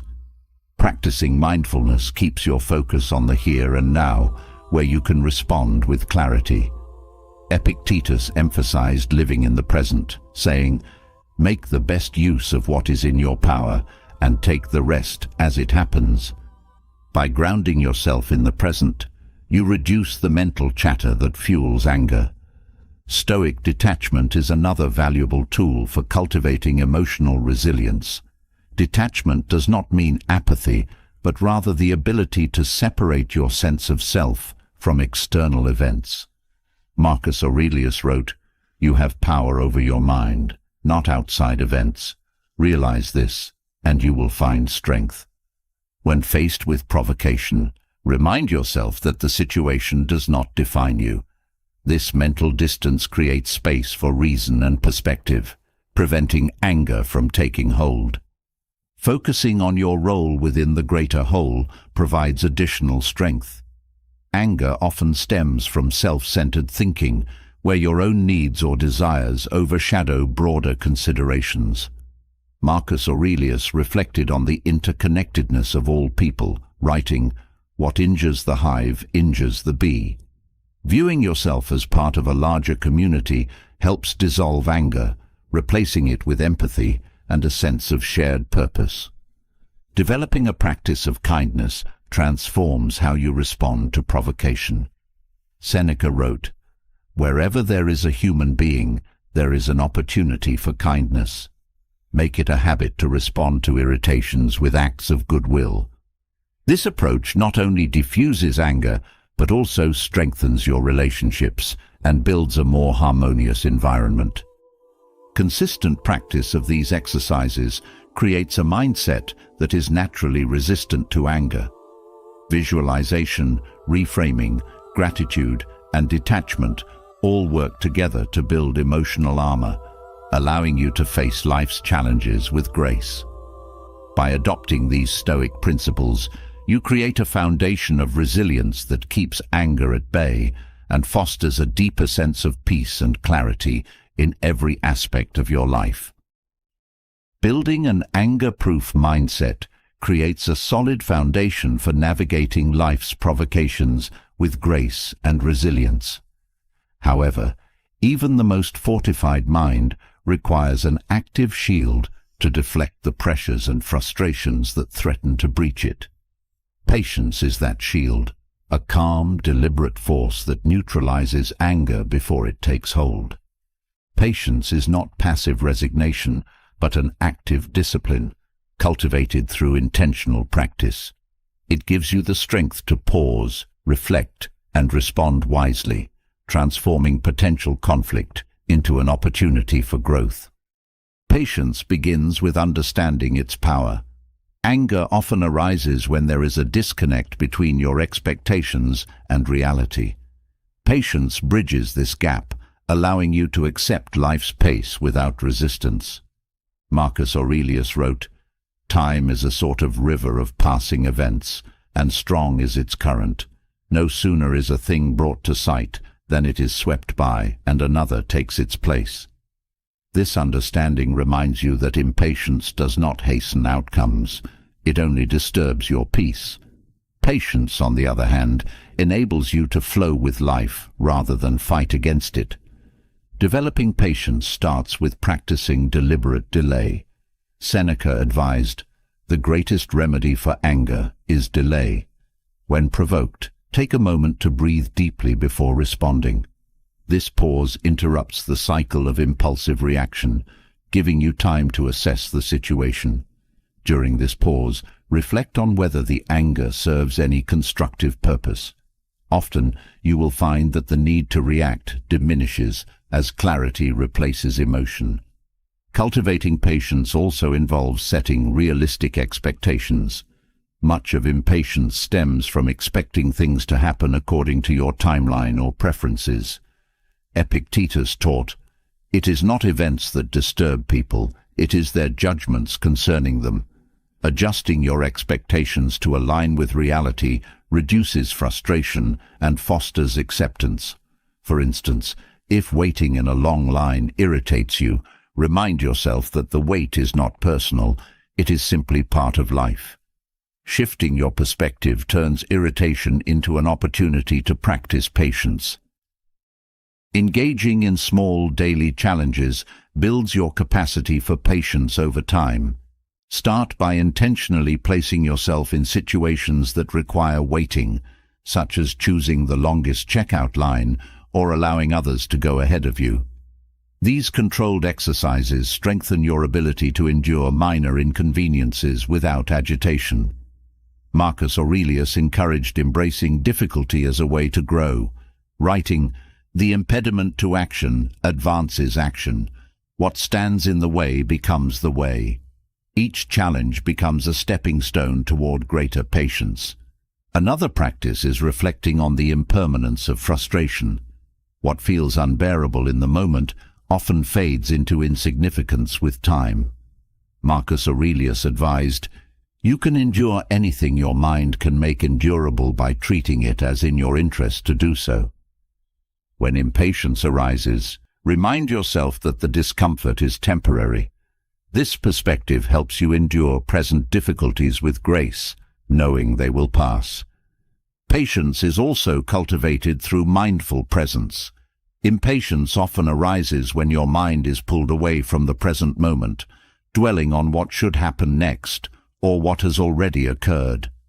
Epictetus emphasized the importance of focusing on the now, saying, "Make the best use of what is in your power and take the rest as it happens." Practice mindfulness by grounding yourself in your surroundings, noticing details such as sounds, textures, or sensations. This attention anchors you in the present, reducing the mental chatter that fuels impatience. Gratitude is another powerful tool for cultivating patience. When you focus on what you already have, rather than what you lack or wait for, impatience loses its grip. Seneca observed, "It is not the man who has too little, but the man who craves more, that is poor." Begin each day by expressing gratitude for simple things, such as a warm meal, a kind word, or a moment of rest. Gratitude shifts your focus from scarcity to abundance, fostering patience in the face of delays or challenges. Patience also involves reframing your relationship with time. Instead of viewing time as an adversary to be conquered, see it as a companion that allows for growth and understanding. Marcus Aurelius reflected, "No man can lose either the past or the future, for how can one be deprived of what he does not possess? Embrace the present as the only moment you truly have, and let go of the urgency that drives impatience." Practicing compassion enhances your ability to be patient with others. Often, impatience arises from a lack of understanding or empathy for someone else's struggles. Marcus Aurelius wrote, "Whenever someone has done wrong by you, immediately consider what notion of good or evil they had in doing it. When dealing with others, remind yourself that they too face challenges and limitations. Compassion transforms frustration into understanding, creating space for patience to flourish. In moments of impatience, reflect on the greater purpose of enduring difficulties. Seneca advised, "Difficulties strengthen the mind, as labor does the body." Recognize that each test of patience is an opportunity to build resilience and character. Whether waiting for a result, managing a delay, or dealing with a difficult person, remind yourself that these moments are shaping your ability to remain calm and composed. Visualization is another effective practice for cultivating patience. Spend a few minutes each day picturing yourself navigating a challenging situation with calmness and grace. For example, visualize yourself responding kindly to someone who interrupts you or remaining composed during a delay. This mental rehearsal trains your brain to approach real-life challenges with the same patience you practiced in your visualization. Patience also requires letting go of the need for control. Impatience often stems from resisting situations that are beyond your influence. Epictetus taught, "Seek not for things to happen as you wish, but wish for things to happen as they do, and you will find serenity." Practice accepting circumstances as they are, focusing instead on what you can control, your thoughts, actions, and reactions. This shift in focus reduces frustration and fosters a sense of peace. Consistency is key to transforming patience into a habit. Like any skill, patience grows stronger with practice. Make it a daily effort to approach small irritations with calmness and understanding, building your capacity to handle larger challenges over time. Marcus Aurelius encouraged persistence, writing, "Be like the rock that the waves keep crashing over. It stands unmoved, and the raging of the sea falls still around it." Each act of patience strengthens your emotional foundation, making it harder for anger to take hold. Through deliberate practice, patience becomes a shield that deflects the pressures of life, transforming potential sources of anger into opportunities for growth. By embracing delay, adjusting expectations, practicing mindfulness, and cultivating gratitude, you create a mindset that remains steady in the face of adversity. Patience is not a passive act, but a powerful discipline, empowering you to navigate life's challenges with grace and resilience. As you continue to build this skill, you lay the groundwork for a life defined by calmness, clarity, and strength. Patience, when fully cultivated, acts as a powerful buffer against anger, allowing space for clarity and reason to emerge. Yet, frustration often lingers in the background, fueled by a deeper source, the need for control. The urge to dictate outcomes, manage other people's actions, or reshape circumstances to match your desires creates an inner tension that can erupt into anger when expectations are unmet. Mastering the art of releasing control, as the Stoics taught, liberates you from this emotional trap. By focusing on what is within your influence and surrendering the rest, you open the door to peace and freedom from frustration. Control is an illusion in many aspects of life. Epictetus emphasized this truth, teaching, "Some things are up to us, and some things are not." This simple dichotomy of control forms the foundation of Stoic thought, helping you distinguish between what you can change and what you cannot. Frustration arises when you invest your energy in areas beyond your influence, whether it's the opinions of others, the outcomes of events, or the natural flow of life. Releasing control over these externals redirects your focus inward, where your true power lies, in your thoughts, actions, and choices. To practice the art of releasing control, start by observing your reactions to everyday frustrations. When you feel anger or impatience rising, pause and ask yourself, "Is this within my power to change?" This question, rooted in Epictetus's teachings, serves as a mental checkpoint, helping you redirect your energy toward constructive actions rather than fruitless resistance. For instance, if someone speaks rudely to you, you cannot control their words, but you can control how you respond, with dignity and calmness rather than anger. Letting go of control also requires adjusting your expectations. Unmet expectations are a common trigger for frustration, often because they are rooted in assumptions about how people or events should behave. Marcus Aurelius wrote, "Accept the things to which fate binds you, and love the people with whom fate brings you together." This acceptance does not mean passivity, but rather aligning your expectations with reality. Instead of expecting perfect outcomes or flawless behavior, approach life with flexibility, recognizing that imperfections are a natural part of existence.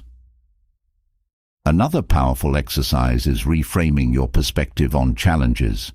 Seneca advised, "A wise man is content with his lot, whatever it may be, without wishing for what he has not." When faced with a difficult situation, view it as an opportunity to practice virtue rather than as an obstacle to your peace. For example, a delayed flight becomes a chance to exercise patience, and a disagreement with a colleague becomes a moment to practice understanding. Shifting your focus from control to growth dissolves frustration and fosters resilience. Releasing control also involves embracing uncertainty. Many frustrations stem from the fear of the unknown or the desire to predict outcomes. Marcus Aurelius reminded himself, "Do not be disturbed. All things have their proper time, and you will come to learn what the world is like through experience." Trusting the process of life reduces the anxiety and frustration that arise from trying to force clarity where none exists. Accepting uncertainty as a natural part of life allows you to move forward with calmness and confidence. Practicing gratitude is another key to releasing control. Frustration often arises from focusing on what is lacking or what has gone wrong. Gratitude shifts your attention to what is already present and good. Epictetus taught, "He is a wise man who does not grieve for the things which he has not, but rejoices for those which he has."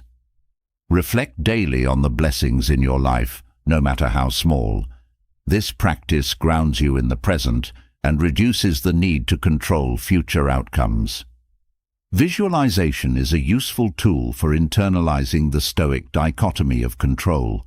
Spend time mentally rehearsing scenarios where you might feel the urge to control what is beyond your reach. Picture yourself recognizing the limits of your influence and responding with calm acceptance. For instance, if a meeting does not go as planned, visualize yourself focusing on the effort you put in rather than fixating on the result. This mental rehearsal trains your mind to approach real-life situations with the same clarity and composure. Another practice is observing nature as a guide. The natural world operates without resistance or control, adapting to changes with grace. Rivers flow around obstacles, seasons shift without force, and plants grow toward the light regardless of their surroundings. Marcus Aurelius often reflected on nature's wisdom, writing, "Dwell on the beauty of life, watch the stars, and see yourself running with them." Aligning your mindset with nature's flow teaches you to accept what you cannot change while remaining purposeful in your actions. Forgiveness is also integral to releasing control. Holding on to anger or resentment often stems from the desire to rewrite the past or control another person's behavior. Forgiveness frees you from this burden, allowing you to let go of the emotional weight that frustration brings. Seneca observed, "A great man is hard on himself, a small man is hard on others." By forgiving others and yourself, you release the illusion of control over past events, finding peace in the present.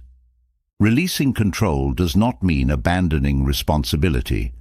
The Stoics emphasized taking deliberate action within the sphere of your influence. Marcus Aurelius advised, "You must take responsibility for your actions, but do not let the outcomes disturb you. Focus on doing your best in every situation, knowing that your effort is where your power lies. This approach allows you to act with integrity and purpose, free from the frustration of chasing outcomes you cannot dictate. Consistent reflection strengthens your ability to release control. At the end of each day, review moments where you felt frustration or anger. Ask yourself whether those feelings stemmed from trying to control something beyond your influence. This practice, inspired by Marcus Aurelius's meditations, helps you identify patterns and refine your approach to future challenges. Over time, you will find it easier to distinguish between what deserves your energy and what does not. Releasing control is not about giving up, but about redirecting your focus to what truly matters. By letting go of the need to dictate every outcome, you create space for peace, growth, and clarity. The Stoic dichotomy of control is a liberating philosophy, guiding you to invest your energy wisely and accept life's flow with grace. As you practice these principles, frustration diminishes, replaced by a deeper sense of harmony with yourself and the world around you. Anger can feel like a storm that disrupts your inner calm, but as we've explored, Stoicism offers the tools to transform that storm into tranquility. From mastering patience to releasing control, from finding gratitude in the midst of frustration to embracing the natural flow of life, these principles empower you to turn anger into a source of strength and wisdom. Each practice is a step toward emotional freedom, where calm becomes your default state and joy emerges from within. Stoicism doesn't promise a life free from challenges, but it teaches you how to navigate them with grace, turning every obstacle into an opportunity for growth. Whether it's pausing to breathe, reframing your perspective, or anchoring yourself in gratitude, these practices help you align with what truly matters. They remind you that happiness is not found in controlling the uncontrollable, but in mastering your mind and actions. Now, it's your turn to take action. What part of Stoicism resonates with you the most? Share your thoughts or experiences in the comments below. We'd love to hear how you're applying these lessons to your life. If this journey has inspired you, don't forget to hit the subscribe button and turn on notifications so you never miss out on more wisdom and tools for a calmer, happier life. Let's keep growing together.